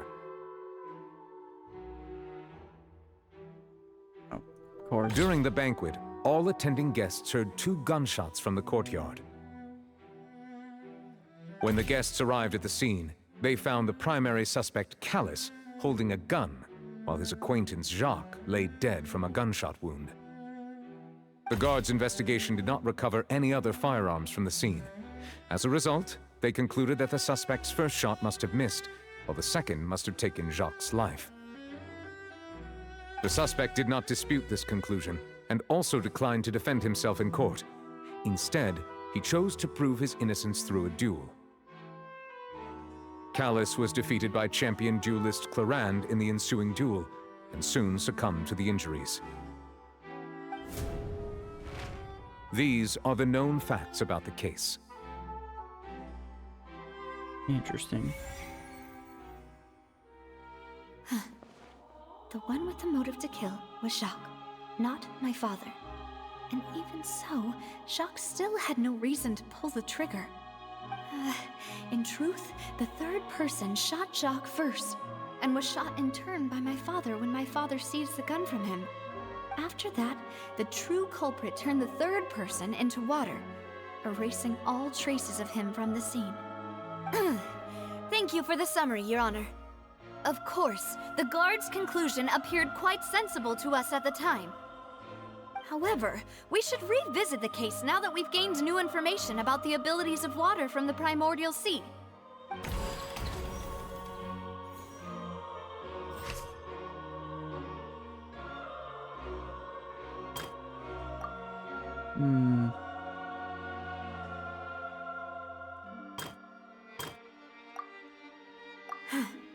Something's not right.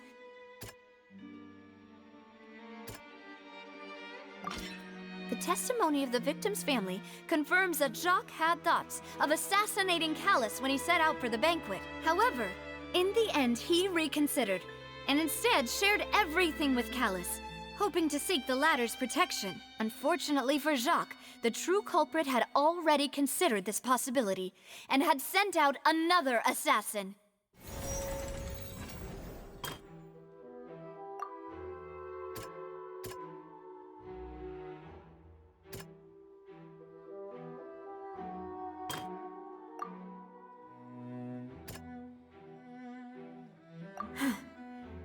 Yeah, to be honest. Yeah, there it A is. pile of clothing was found at the scene. The guards once believed they were used by Jacques as a costume to disguise himself. But now, it is clear that the clothes were proof that there was a third person at the scene, and that they were turned into water after committing the murder. Since it was raining that day, the culprit was confident that they could use the rain to wash away all traces of their dissolved accomplice.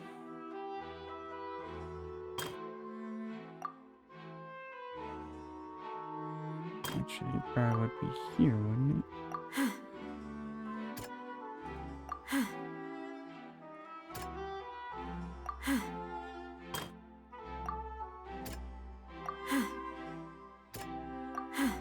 Yeah, the feeling. Yeah, the feeling it was this one.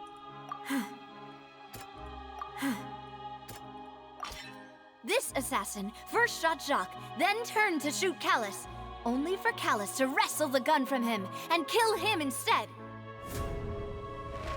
Realizing this, the true culprit caused the hired assassin to dissolve into water, leading everyone to believe Callus was responsible for Jacques' murder. This is the true version of events.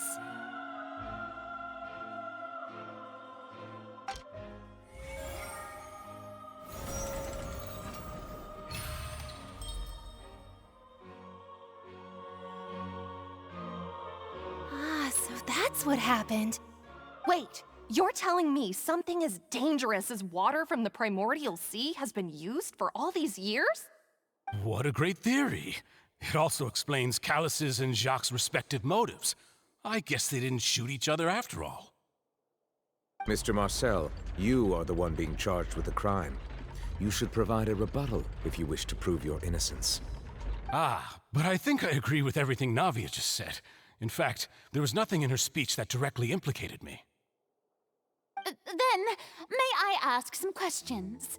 In my opinion, we primarily need to determine two things. One, do you have the evidence to back up your claims? I'm afraid not. At least not at this very moment. Boo! If you don't have any evidence, you should just go home! Oh my I god. may not have the evidence with me, but I know where I could go to collect it. If we look up the deserted clothes against a record of people who went missing around the same time, we should be able to find a match. Considering the serial disappearances case, the guards probably kept careful records of all missing persons from around that time, regardless of age or gender. That makes sense to me. Monsieur Neuvillette, I would consider this to be a reasonable investigative direction.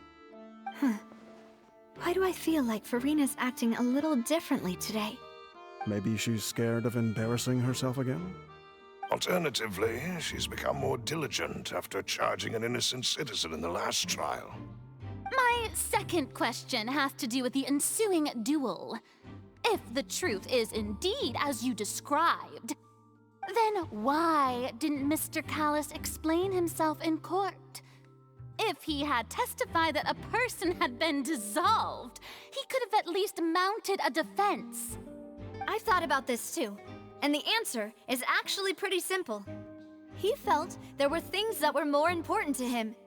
The dissolving power of water from the primordial sea is an important secret for the true culprit of the serial disappearances case.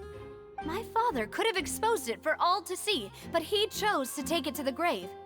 At that time, Spina di Rosula was in dire straits, and his reputation had already been shattered. He had no guarantee that going forward with the truth would allow the culprit to be brought to justice. What was certain, however, was that it would paint a gigantic target on my back. Boss once told me that Demoiselle had already been selected as the next target of the serial disappearances case. What? If the secret had gotten out, the culprit would have fought an all-out war with Espina right there and then. I wouldn't have been the only one in danger. All of us would have stood to lose our lives. Of course, the guards might eventually figure out the truth of the matter and determine that we were in the right. But what good would that do? How can a hollow verdict protect anyone? Had this opera house ever given my father any kind of confidence in its brand of justice, Spina di Rosula would have had no reason to exist. But by staying silent, we retained the ability to deter our opponents and continue the stalemate.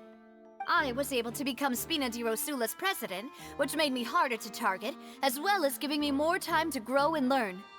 And once I have figured out the truth and stepped up to the challenge, I will do what this opera house cannot, and restore my father's truth and honor back to him. So, you mean to say, your father intended to die in the duelist's ring? That's right. Do you have any proof? Of course. All you need is to ask his opponent, Clarand. I don't need your apology, your guilt, or your support from the shadows. You don't have to do anything for my sake. But since he entrusted his will to you, Clarand, you should tell us the truth about his sacrifice. So, during the duel, did you believe that Callus was intending to die?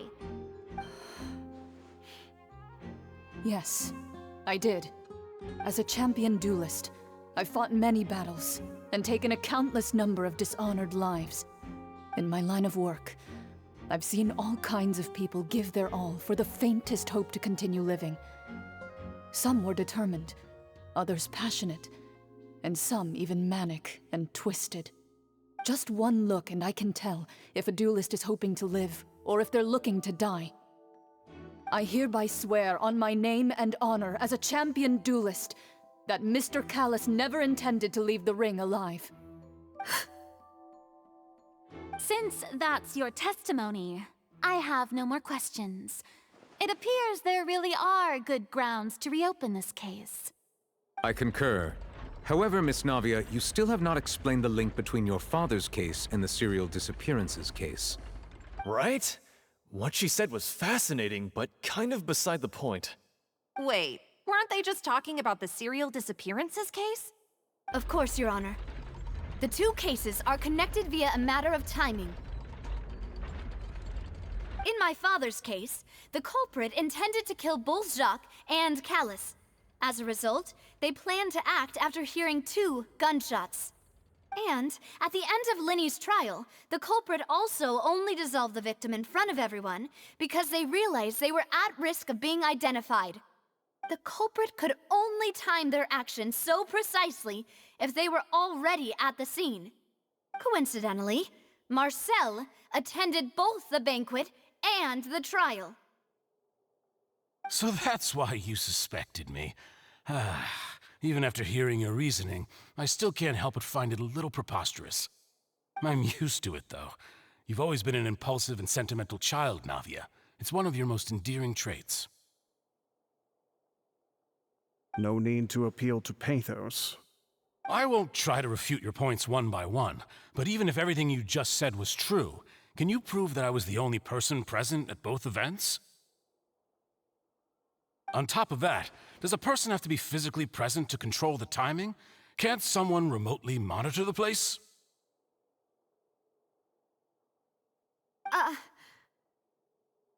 Don't know what she can say to that. I know that even with that, you might still think you can reduce the list of suspects with some further investigations, until I'm the only one left on the list. Alas, who won't feel at least a little hurt by an accusation of murder from a girl you see as your own daughter? But if I were to dismiss this completely, you'd also think I'm not being considerate of your feelings. Ah well, let Uncle Marcel teach you another lesson. Do you know what the biggest flaw in your reasoning is? I suppose you're gonna tell me anyways. It's timing again. I'm a businessman by trade. From that standpoint, there's no reason for me to kidnap young women. It's a high-risk action with nothing to gain. In addition, I left my home in Snezhnaya when I was young to come to Poisson and work in some trade. My business only thrived when I received Callus's patronage. But the disappearances began before I ever stepped foot in Fontaine. I do apologize, demoiselle. This was my mistake. No, it's not your fault. I'm sure he had come prepared. Is there anything else you'd like to say? Would you like to check the date of my first business license against the first known case of the serial disappearances? You can also take a look at my border entry records, or ask my friends and family when I left Snezhnaya for the first time. Could those records and testimonies do something to appease the unspeakable anguish in your heart? Seems like she got the wrong guy. At this rate, Navia will be convicted for falsely accusing him. I think you've done a superb job of dissecting your father's feelings as he neared the end of his life. But aren't you going against all of his wishes and expectations right now? He wished for you to become more rational, collected, and conscientious, instead of dwelling only on your own feelings. Once you've learned to be more considerate of others' feelings, and to stop rushing headlong into things, you'd have met most of his expectations. This guy's getting on my nerves real fast. This isn't just about me, and it never has been. The biggest difference between me and the rest of the victims is that I still have the ability to search for the truth, while that same agency has long been taken from them. The people whose families were destroyed by synth abuse, the people who lost their loved ones to the serial disappearances, and the people who suffered tragic ends due to their sense of justice. Many people's images are flashing before my eyes. I'm sure some are coming to those of you in the audience as well. And whose image do you see, Marcel? Is it a man named Vacher? Oh. Oh, so you do know that name. I'm merely surprised you'd suddenly say the name of someone I've never even heard of. I was waiting for you to say that. Yep. What have a feeling I realize who he is. Oh, we're underwater again.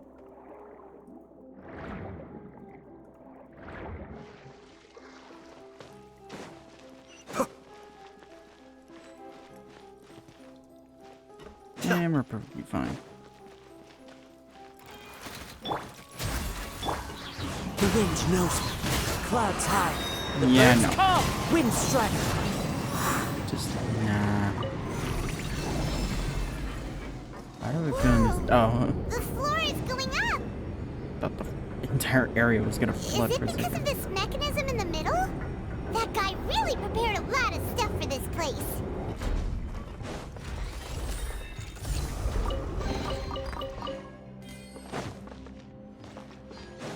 This is really cool looking. Paimon thinks we need to go up, but Paimon doesn't see a way.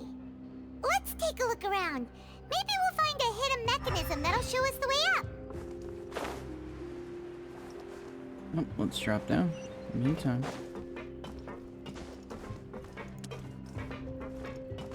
Down the water. Yoink. Just what I need. And breakthrough.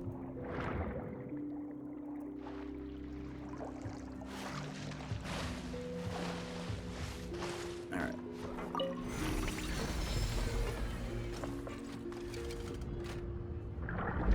I'm gonna assume we're now draining the water. Or are we? Oh, raising it.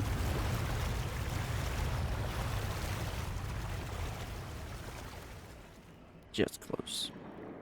The water level is rising. Now we can swim to the top. But this is still a ways away from where we need to go. Oh, this feels so nice. Just being able to just underwater, be underwater instead of swimming above it.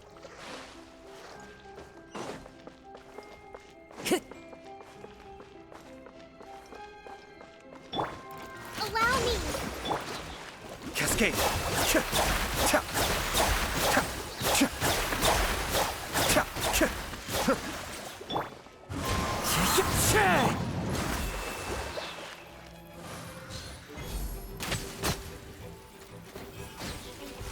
All hail. Yeah, I'm just gonna do this now.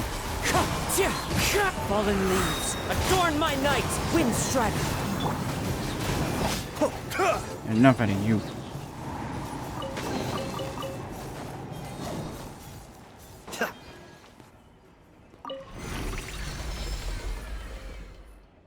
Alright, raising it even more. I would not have suspected that guy was up to anything had he not mentioned him being from Shesnaya. I'm like, what is it with that region and it always being the most slimiest people? Let's go. Every time. Why is it Shesnayans are never accused of something?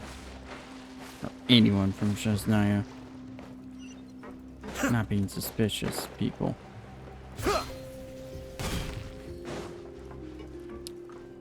I made the joke saying about Rapture and the whole underwater city. Expected Fontaine to be this. This is taking that to a whole different meaning.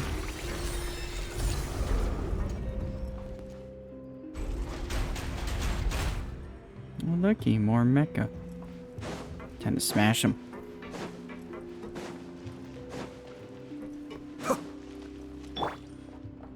Born of ice and fire. Kamisato Archon. And Suyu. deal with this. I ain't got time for y'all. Now get out of the way. Clouds high. The birds call. Enough of that. Thank you. Time to go.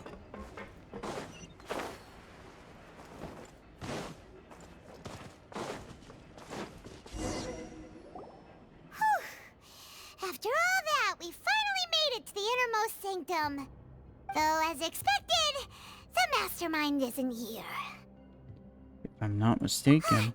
That's right. Then let's hurry up and find some evidence so we can get back to the Opera House and help Navia.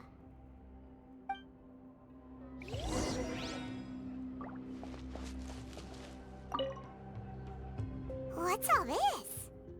Aw, it's a bunch of really cute things. Pink accessories, a hair tie, a necklace, even a makeup box. There's a name, too. Oh, Paimon sees it too, but why are all these cute things labeled with different girls' names? They probably belong to the victims. You mean the girls from the serial disappearances? They were brought here? And then they were turned into water. And all the boxes of things. These names. That means... Oh, this is terrible.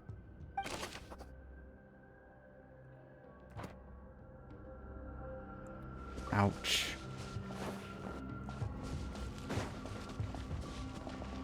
Let's examine that last bookshelf. Let's see what's written here. Nothing escapes Detective Paimon's eyes.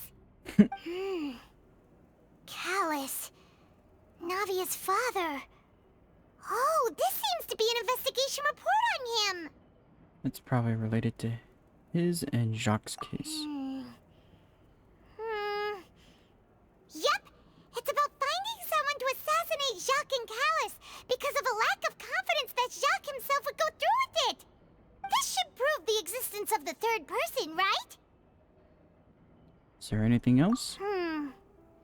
We still have not determined the exact content of the key information Callus has passed on to certain members of his organization. The old dog's a real menace to deal with. Even if he abides by the promise he's made to us, he will still have the upper hand.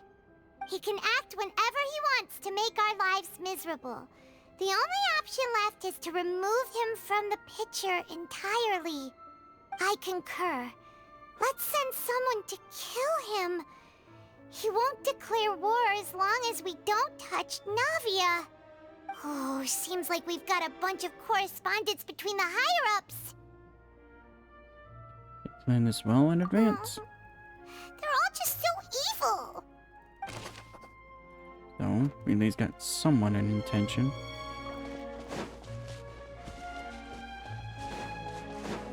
What's over here? Gee. What's in these bottles? There's so much synth here. And so many bottles of ingredients that probably just contain the waters of the primordial sea. There are so many. Mixing in progress. Ready to drink. Stock sample? Huh. They've also got all the synth pretty clearly labeled. Whoa, there's even fruit-flavored synth? Well, that definitely proves that this is where they produce synth. Yep, it's super obvious. Alright. So at least got that one down. What is going on over here at this table? What's this over here? Looks like some kind of place for research. Experiment number 16 aims to verify Jacob Ingold's research conclusions on the primordial sea and use his theory as a foundation to achieve a breakthrough. The experiment was a failure. No individual managed to resurface from the water from the primordial sea. Female specimens 22, 23, and 24 were dissolved. Calm down, Paimon. Sorry, Traveler. Paimon will try her best. It's just that Paimon's never read something so scary before. How can someone write something that terrible in such a matter-of-fact tone? You read the rest. Paimon's too scared to keep going. Wolf the Researcher. Yep. So that's why he did all of these experiments. Wait, did he really think he'd be able to find a way just by dissolving people over and over? That's just insane! Yeah, it's called trial and error. Vache. Huh? Isn't that the name you heard by the fountain? Paimon thought he was an eyewitness in the serial disappearances case. No, he's the researcher. You mean Vache is the one who did all of these... experiments?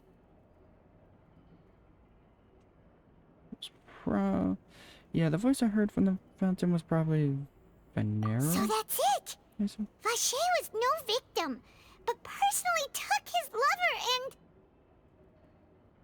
Yeah. No, that's not it either! If that's the case, why would he want people to resurface from the water? Well, there must be more to this than meets the eye. In any case, Paimon will write it all down. I think it's self-evident once we bring all this that we know who it is. What is going on over here? What is this reverse waterfall? Basin over here, and it's full of water. That must be the water from the primordial sea. That means this is where they make all the synth, and that special water is the main ingredient.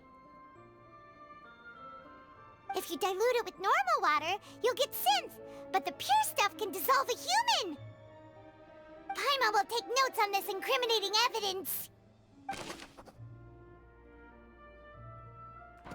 Interesting. We've looked at almost everything here, and it seems like our theories were spot on, but... Who really is this Vache? Yeah, we haven't found anything that reveals his true identity. No wonder even Nervalette wasn't able to find anything. Whoever it is probably destroyed everything to do with that name a long time ago. That way, even if we bring all this back to the opera, we won't be able to identify the true culprit. But maybe not clever enough. Let's look again. Sure thing.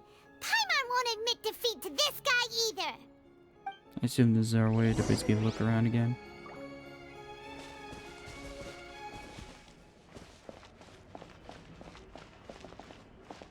I assume this is basically what this option was for.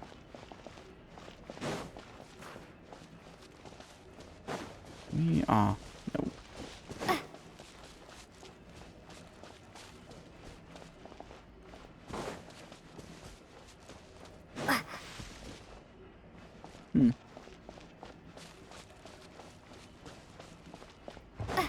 Let me actually double check this.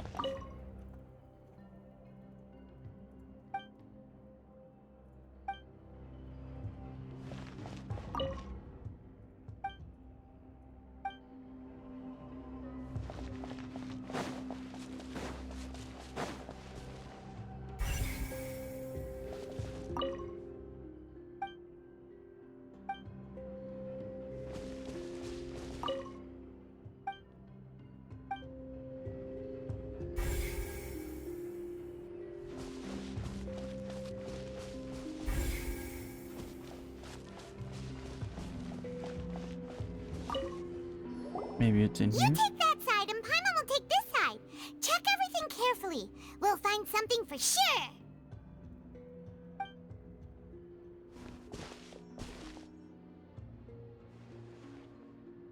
Ugh. Nothing at all. And Paimon can't even find snacks either.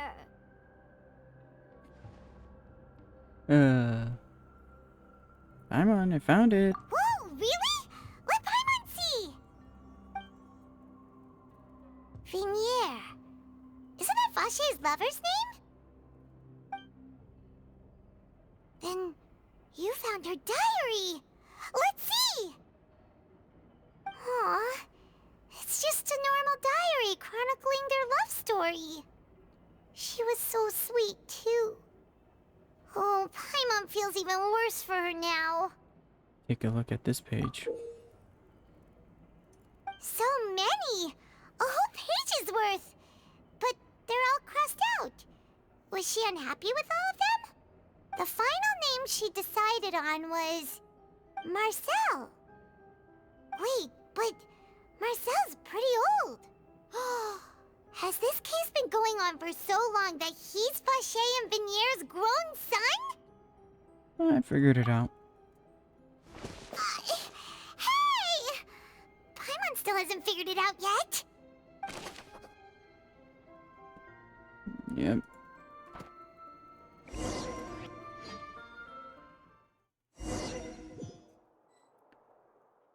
And whose image do you see, Marcel? Is it a man named Vacher? Huh. Oh, so you do know that name. I'm merely surprised you'd suddenly say the name of someone I've never even heard of. I was waiting for you to say that. Navia! We're back! As expected of my partner. I just knew you'd return in the nick of time. Just how often do you intend to flout the rules of this court? It's all right, Monsieur Nervalette. Given their confidence, I expect they've found the crucial evidence. You say you've never heard of Vacher?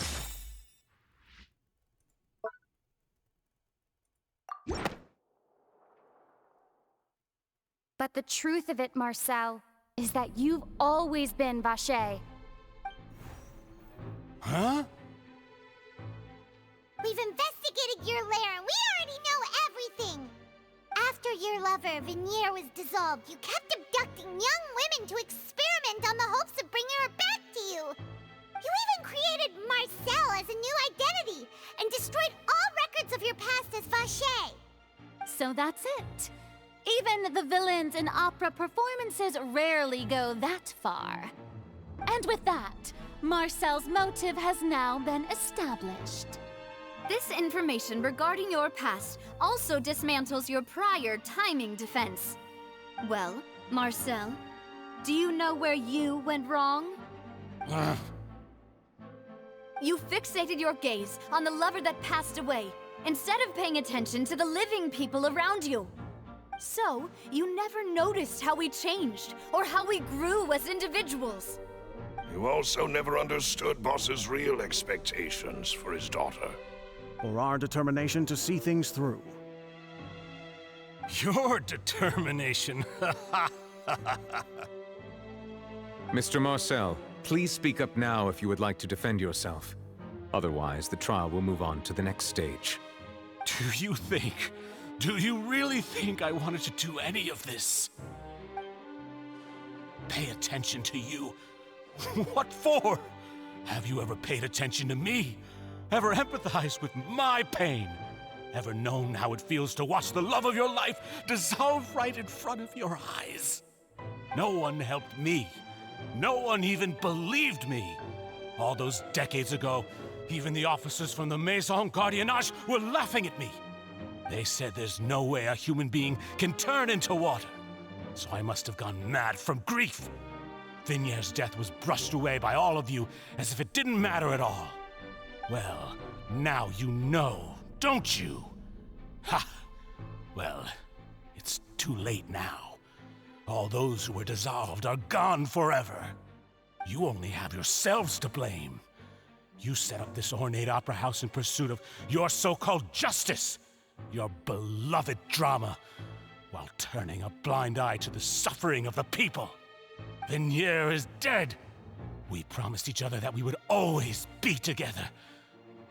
Wherever she goes, I will follow. But I'm not from this blasted place, so I can't be dissolved, no matter what I do. Yep, there it is. Hey, is that water from the primordial sea that he's drinking? I can't dissolve! Can't dissolve! Can't dissolve! Proving the point. Do you all see? I can't go! I can't follow. So if I can't go where she is, what choice do I have but to try to bring her back? I did all of that, and in the end, that accursed Callus still got the better of me. I spent my entire life living on pins and needles, only to get stabbed by his idiot daughter at the very end. The suspect is exhibiting signs of mental distress. Guards, please restrain him. Don't touch me! Don't anybody come near me! I still need to save Venier. Our promise. We made a promise. Venier. Venier! Please, Venier, don't think badly of me. All I want to do is fulfill our promise. Good lord. At this point, the verdict of this trial is clear. With Mr. Marcel's conviction, The charges against Mr. Tartaglia no longer have any basis. Fine by me. I was in a bad mood, but after a show like that, I'm actually feeling pretty good. Traveler, please submit all the evidence you have collected to the guards, so that I might review and summarize the truth behind the serial disappearances case. The man now known as Marcel was originally named Vacher and worked as an adventurer with his partner and lover Vignier.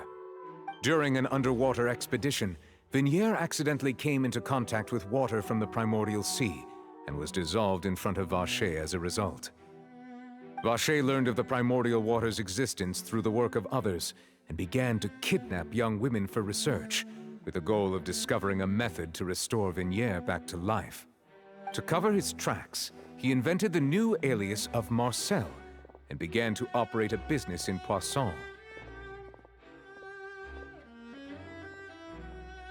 During the course of his research, Vacher discovered that a diluted concoction of water from the primordial sea can induce feelings of euphoria, and began to manufacture and market synth.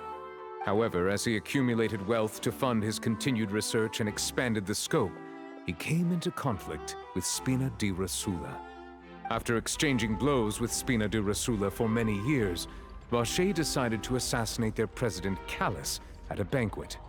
Although the assassination did not go as Vacher expected, he was able to turn Callus into the murder suspect by dissolving the assassin he sent to the scene.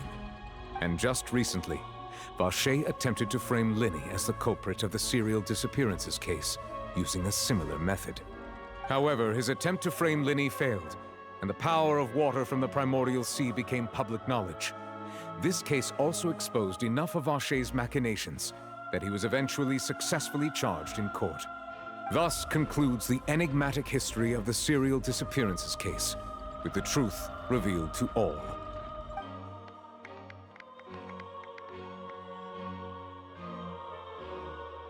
The Oratrice will now deliver the final verdict regarding the charges against Mr. Vacher.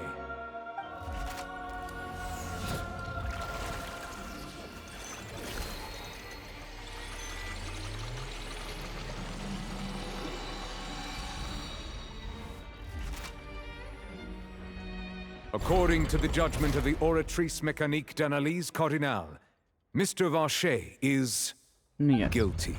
Okay. It's like waiting for that dramatic reveal. Guards! Take Vacher away. Hey, that rhymed. Good. It's what he deserves. With that, the serial disappearances case is over now. We really just witnessed history. Who would have thought the true culprit would be such a polite and well-spoken guy? Yippee! We helped Navia bring the bad guy to justice! He's hurt so many innocent people and now he's finally getting what he deserves. Huh? Are you okay? Navia? Demoiselle, you were absolutely brilliant. The day our late boss had always hoped for has finally come. You can rest easy now, knowing justice has been served. Yeah. It's finally over. It's all thanks to you guys. And my partner. See, Papa? Spina di Rosula's still doing well with me at the helm. Well now, hasn't this been a most delicious piece of drama? The villain has been caught, justice has been served, past wrongs have been righted, and it's a big ol' happy ending. Come on. Since it's been such a great show, I'll just let the false accusations against me slide. Either way, I've still got some business to attend to. So, if you'll excuse me... Please wait just one moment, Mr. Tartaglia. What now? None of this has anything to do with me. According to court protocol, since this trial was initiated due to a charge against you, a verdict must also be made regarding the initial charge before the trial can conclude. Oh, come on. Is this really necessary? Haven't you already caught the real criminal? Isn't it time for side characters like me to exit stage left? Please respect the laws of Fontaine. Stage right. This has You're always been the idiot. rule. All right, but this sure is a lot of hassle. All I need to do is stand over there, right? Let's just get this over with. Through evidence presented in the public trial that was just held, it has been established that Mr. Tartaglia has no direct connection to the serial disappearances case. The guilty party has been identified, and thus it is logical to suppose Mr. Tartaglia is innocent of the charges. We now turn to the Oratrice Mécanique d'Analyse Cardinale to render the final verdict on the charges. Oh god, I have a bad feeling about something. According to the judgment of the Oratrice Mécanique d'Analyse Cardinale, Mr. Tartaglia is guilty. What? By association. Hey! That's not funny! Didn't you just say I'm supposed to be innocent? What's with this verdict? Is your justice machine malfunctioning? Huh? This has never happened before. The Oratrice actually returned a different verdict from the Chief Justice. I mean, have you ever heard of an innocent Fatui Harbinger? Do you think the Wow. Oratrice might have just convicted him on general principle? But weren't the charges about the serial disappearances case? No matter what else he's guilty of, it shouldn't affect the verdict in this case, right? Just what is going on here? The judgment of the Oratrice Mécanique d'Analyse Cardinale is, by law, the final verdict of the court. We must accept the guilty verdict. Guards, please take the suspect into custody per court Good luck. protocol. Good luck. Yep, there we go. I was wondering when the bastard was gonna do it. So this is how justice is done in Fontaine. What a joke. You've got your rules. Well, I've got mine too!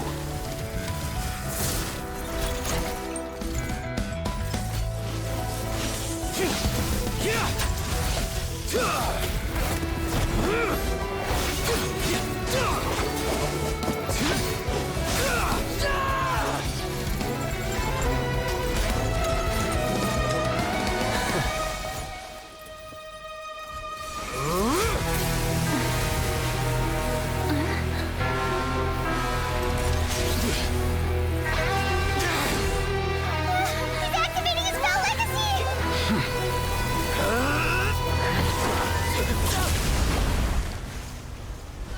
I'll be.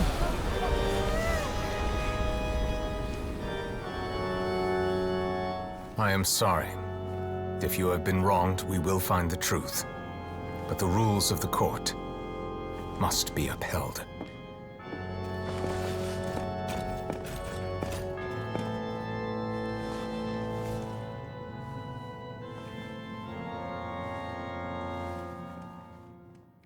Wow. An actual character who stood up against a harbinger. Monsieur Neuvillette, Other than us. shouldn't they have been cleared already? Apologies. This is also the first time I've encountered such a situation.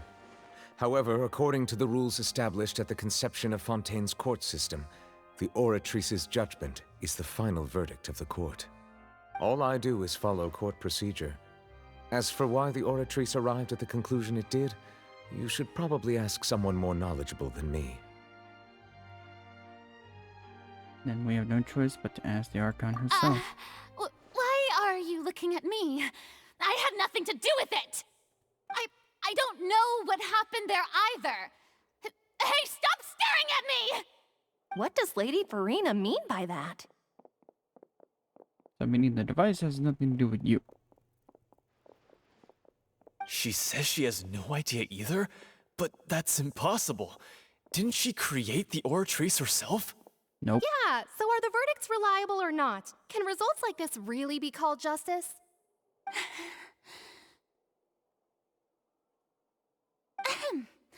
My dearest citizens, did you really think we'd allow an incorrect verdict to be handed out in this court? Did you really believe that the judgment could be mistaken or be the result of some sort of random mishap? Don't tell me you thought even I had been blindsided by the Oratrice's result. But the way she looked just now, it was pretty obvious she had no idea what was going on. However, given the state of things, I shall give you an explanation.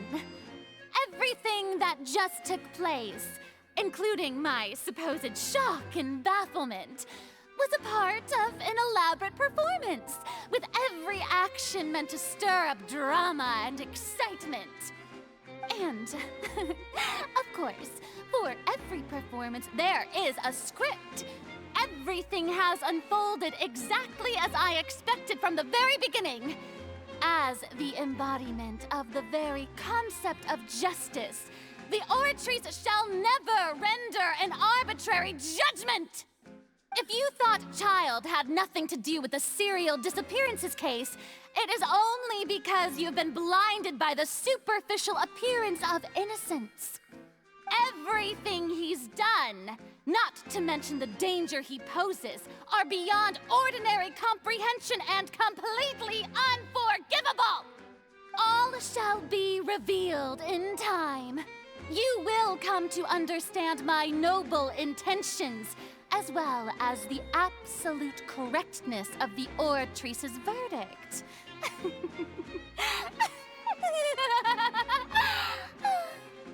Now, having said that, although I hate to leave things hanging in suspense, it is now time for this performance to end. As the lead actress, I shall be the first to take my leave. Toodaloo! Oh my So god. she chose to make her escape after all, did she? So you're saying we shouldn't put much stock into what she just said? Yep. She probably just put on that performance to save face. As for the truth, it's unlikely that she actually has any idea.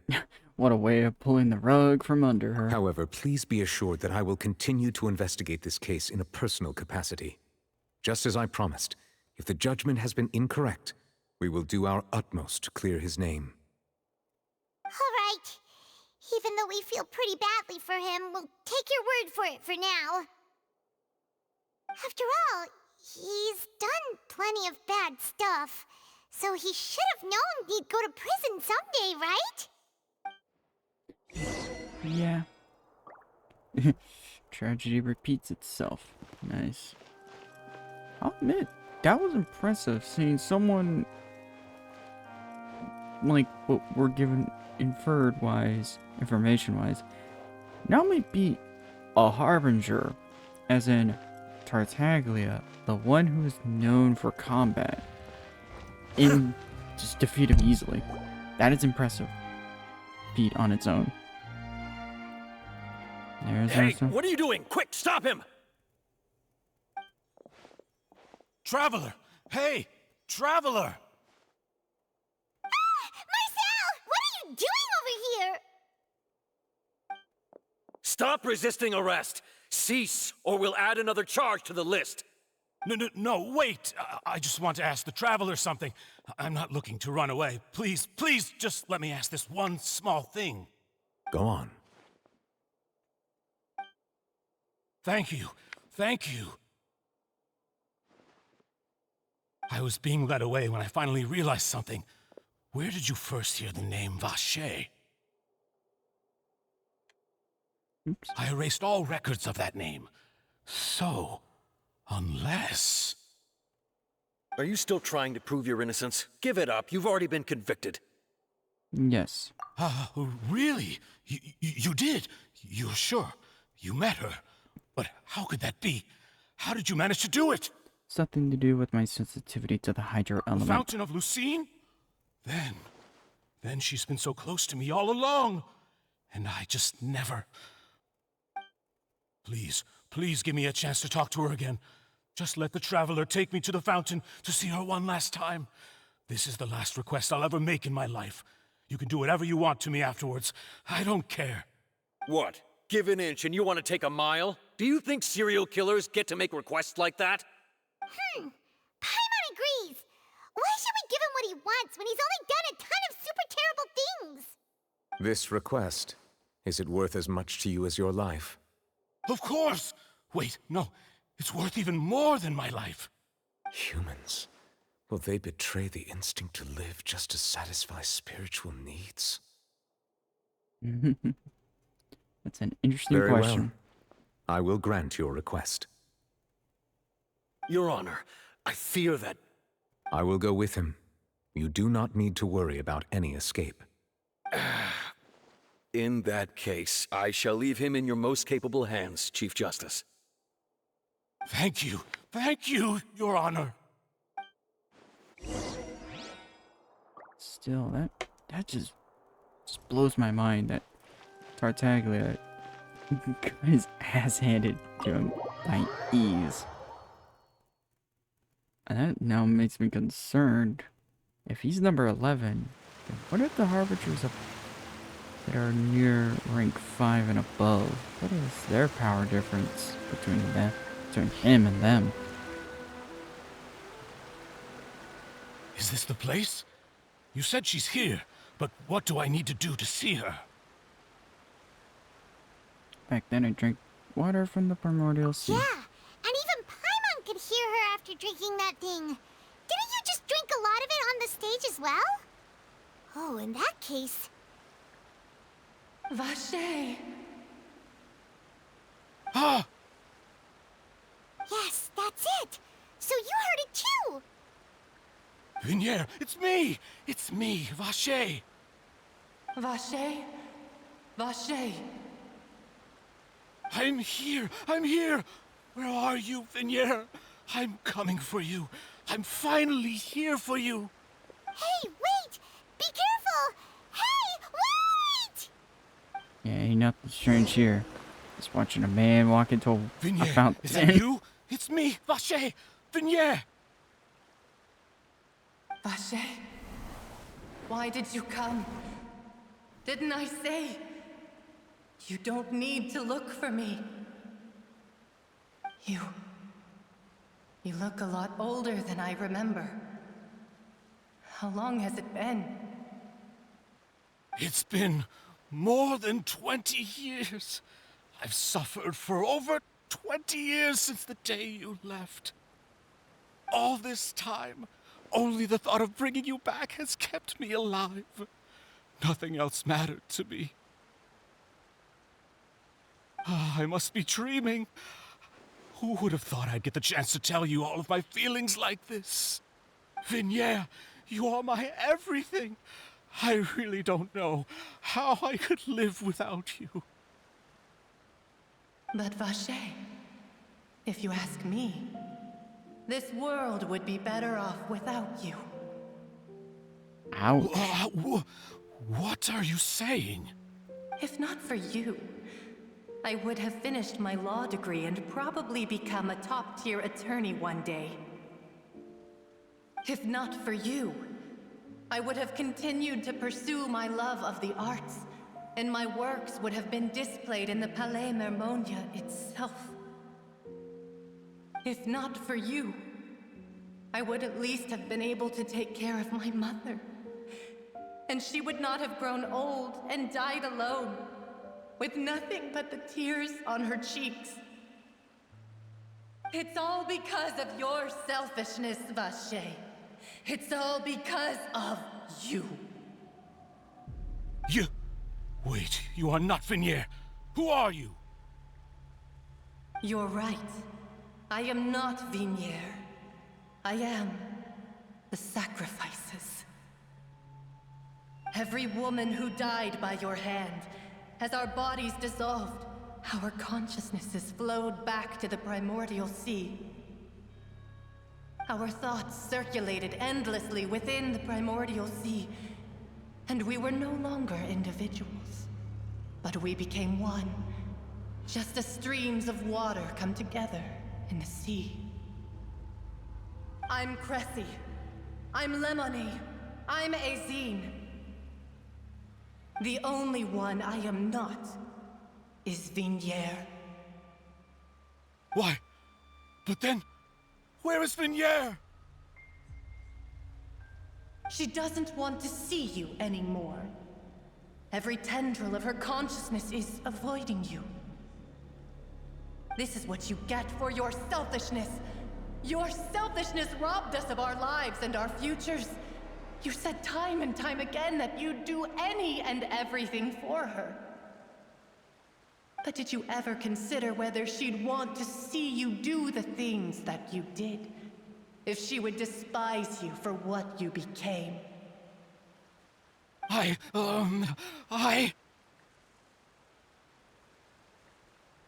You are a liar, a heartless murderer, and a cowardly narcissist.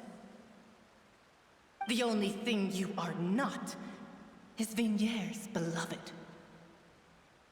From the moment your first victim died and her consciousness merged with Vigniere's, she has had nothing but pure hatred for you.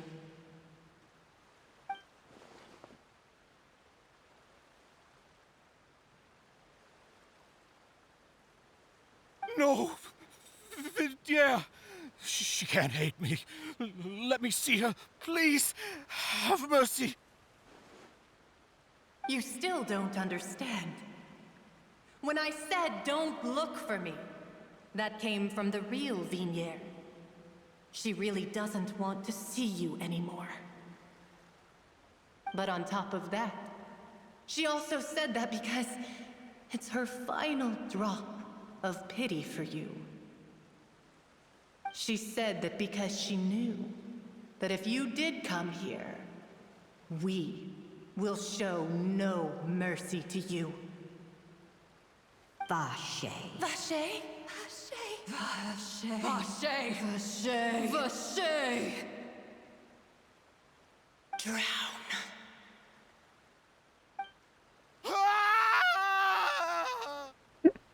That was goofy.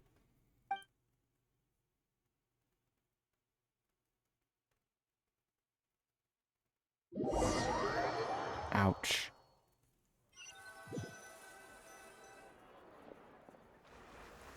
Nope. All's well ends well.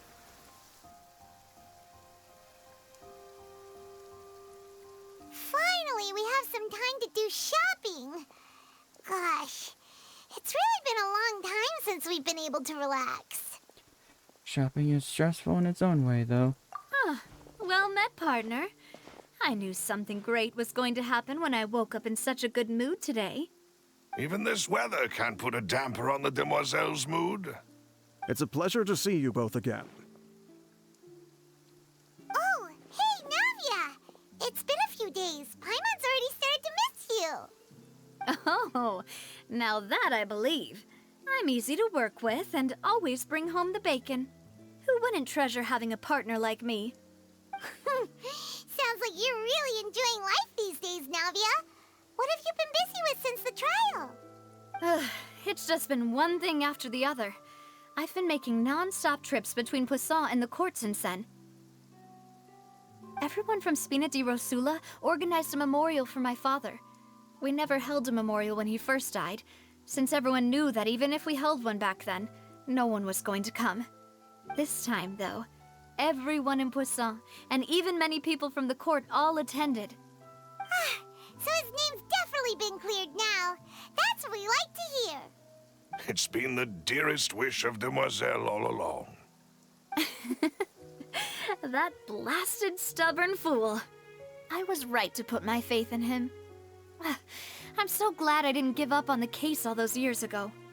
Well, things turned out as well as they could have. Oh, by the way, I ran into Charlotte just after I left the memorial service. Well, maybe it'd be more accurate to say I knew she would be there, and there was no way she'd just let me go. Huh? So you know Charlotte too? The Charlotte? Journalist from the Steambird? Yeah, way back when I first became the president of the Spina di Rosula, she was all over me. Wouldn't take no for an answer. I believe the story was called The True Heart of Darkness, Secret Tales of the Yellow Rose. To be fair, though, it was a really flattering feature. So, we've been on pretty good terms ever since. She was trying to lean on our friendship to get me to do an exclusive piece on the serial disappearances case. Oh yeah, she told us about that. She's always been super interested in that case, so now her wish has finally come true too. Anyway, I told her to make sure that when she writes about you guys entering the opera house with the critical evidence, that you both sound really cool. Now that's another thing to look forward to. We trust Charlotte's skills with a pen for sure.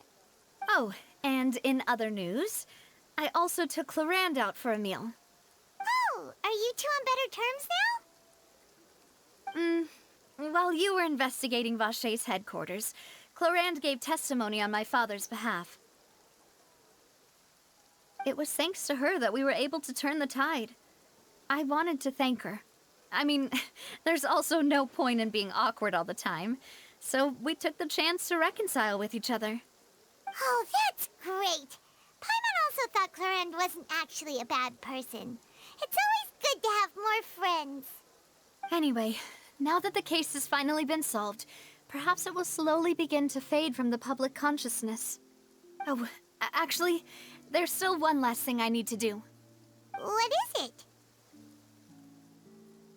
I should pay a visit to my father's grave, and tell him the truth of what happened, as well as how it all ended. And on top of that, just how much people still look up to him, to this day. That includes me, too. Miss Navia. Indeed. Can I come too? We want to go too! We also think Callus is a really admirable person. Sure thing. I'd like you two to share the moment with me. After all, without you, there might not have been such a positive ending. And in that case, everyone, let's be off. Considering the recent weather, we'll be lucky if we can reach Poisson before dark.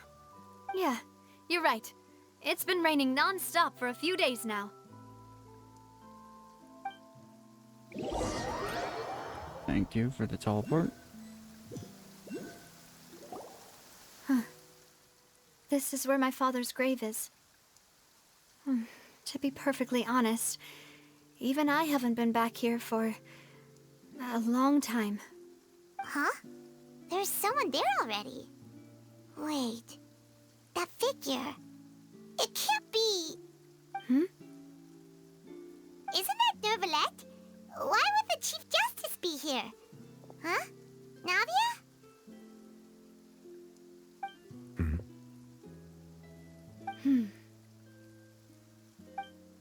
My apologies. I should have asked before coming to pay my respects. Don't say that. Sorry about that. Oh, I was trying to say there's no need for you to apologize. I wanted to show my father how much I've grown, but still, I doubt I've grown to the point that even the Chief Justice would feel compelled to apologize to me over and over. In that case, I will stop apologizing for now. You really could use some pointers on understanding human emotions, Monsieur Neuvillette. In any case, why did you come to Poisson? Well, ever since that day, I've been turning a question over and over in my head. Just what is justice anyway? There was once a time when I didn't want to believe that there could be anything more important to humans than life itself.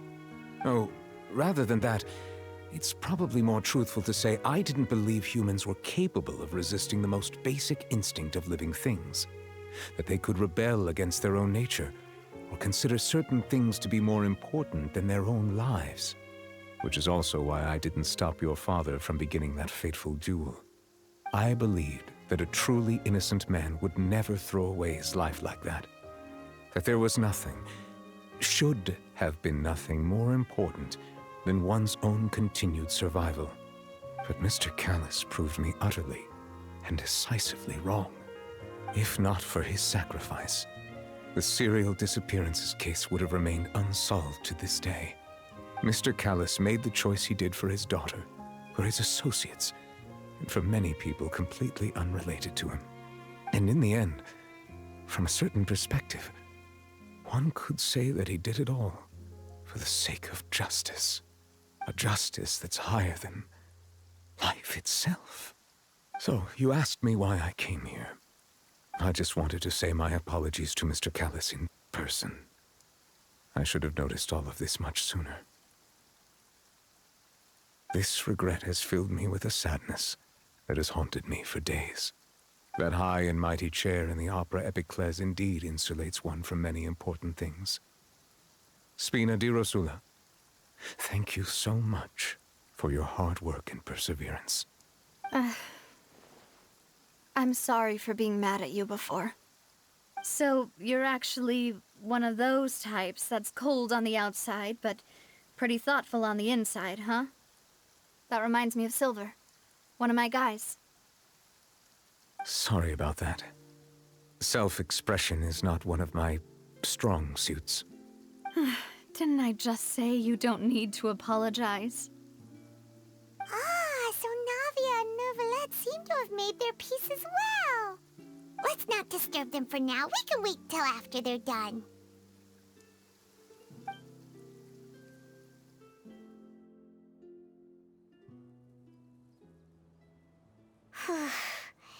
Paimon's never paid respects at someone's grave before.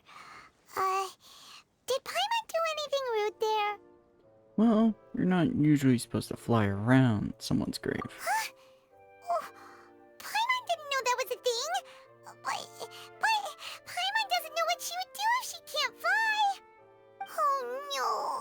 Paimon hopes Miss Navia won't be too mad. Oh, that face. Perfect. That is a perfect face. Wow, she took that seriously. Anyway, Neuvillette is still standing around there. It's not often that we can catch him alone like this, so why don't we go talk to him for a bit? If we can't talk to Lady Farina, we can at least talk to him, right? Probe more information from him. Alright. This is some nice music. It's you two. Did Miss Navia invite you to come pay your respects to her father? Mm-hmm. We ran into Navia on the streets today, so we just followed her here. I see, I see. Then is there something that I can help you with? Well, it's pretty hard to run into you like this since you're usually super busy. So we figured we could try to ask you a few questions, if that's okay. Please feel free. Though outsiders, you helped us solve one of the greatest mysteries in Fontaine, and it would be my pleasure to return the favor. About water from the primordial sea. So, at court, the bad guys referred to that special water as water from the primordial sea, but what is it really? Truthfully, that name is already quite accurate. I can only surmise that Vacher and his ilk only learned of its nature and existence after extensive research. There used to be a special sea on the surface of this planet.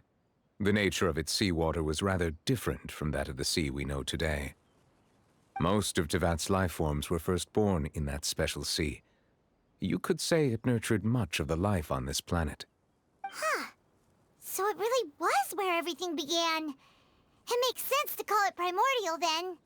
But today, the primordial sea no longer exists on the planet's surface. What Vacher discovered must have been some kind of special case, or a remnant from a truly ancient age.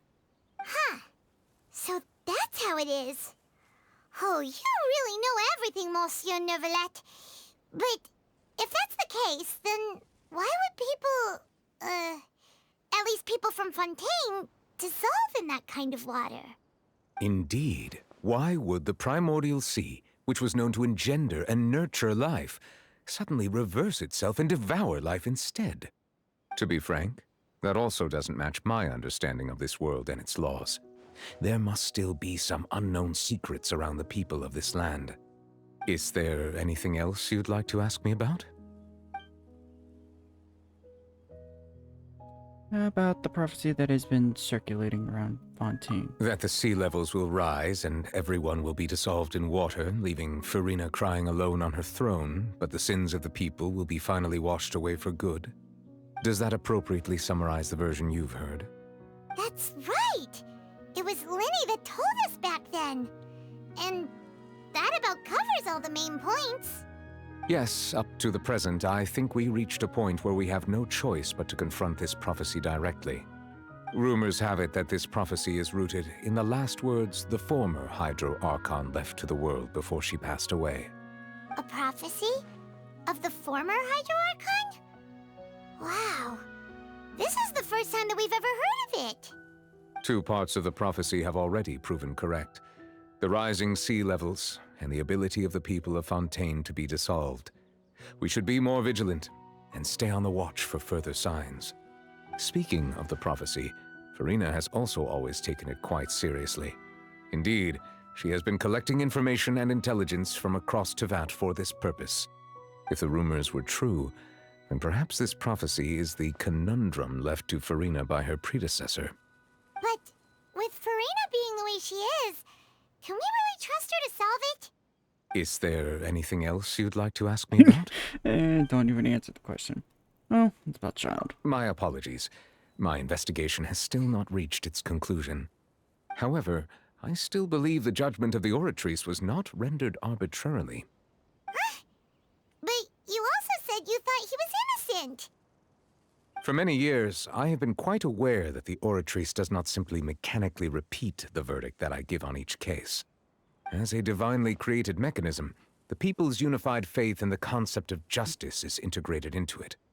Not only can it produce the incredible power of indemnitium, but it likely also possesses other traits, such as self-awareness. Which is all to say, I have been prepared for a situation like this for a long time.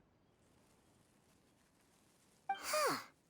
So when Lenny told us that he heard a human voice from the room where the Oratrice's core is stored... I was not aware such a thing had occurred. Perhaps that could serve to prove my conjecture. I will add that to the list of items to investigate. In any case, I am inclined to believe that the Oratrice does have a methodology all its own. We just do not have enough information. Based on Farina's reaction, I doubt even she had any idea what was going on. She managed to bluff her way through it, though, with her time-tested twin tricks of bravado and drama. While we do intend to get to the bottom of this, for now, we regret to say that the Fatui Harbinger will just have to bide his time in the fortress of Meripede. I'm sure not. If we did incorrectly convict him of crimes he did not commit, we will most certainly compensate him to the fullest extent allowed by the law. If you ask Paimon, the only compensation he'll want is a no-holds-barred fight with you. Is there anything else you'd like to ask me about? No. It's of course about my sibling. Your sibling? Another blonde-haired traveler? I'm sorry, but I've never seen anyone who matches that description. If he ever stepped foot in Fontaine, I'm sure he followed our laws to the letter and had no reason to appear on the stage of the opera Epicles. Is there anything else you'd like to ask me about? Nope, I have no more questions. Very well. It was my honor to provide you with what answers I could. I very much enjoyed conversing with you. It will soon be time for me to leave this blissful tranquility behind and return to Palais Memornia. You really are super busy, Monsieur Neuvillette. Paimon thought you only came here to pay your respects today because you had the day off. Crime and villainy do not have the day off, and so justice must work around the clock as well. This is merely the nature of a justice's work. All right. You've got a point. Huh? Paimon just noticed that the rain has stopped.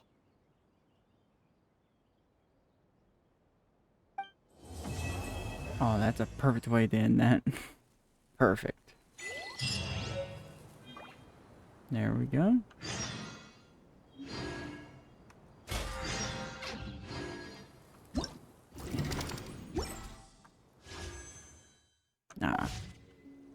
Either way, hope you all enjoyed that. And well, if I'm correct,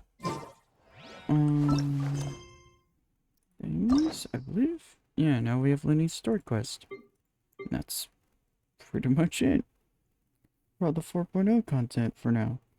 Until we hear, well, I didn't exactly keep up with all the 4.0's content, so I don't know if the second half of the 4.0 update has more for us, but who knows. Anyway, hopefully you enjoyed that. That was more fun, I'll admit. There was a lot more mystery there. Like, comment, subscribe, ring the bell and everything. And hopefully you enjoyed that, because I'm definitely enjoying Fontaine's story. Either way, bye.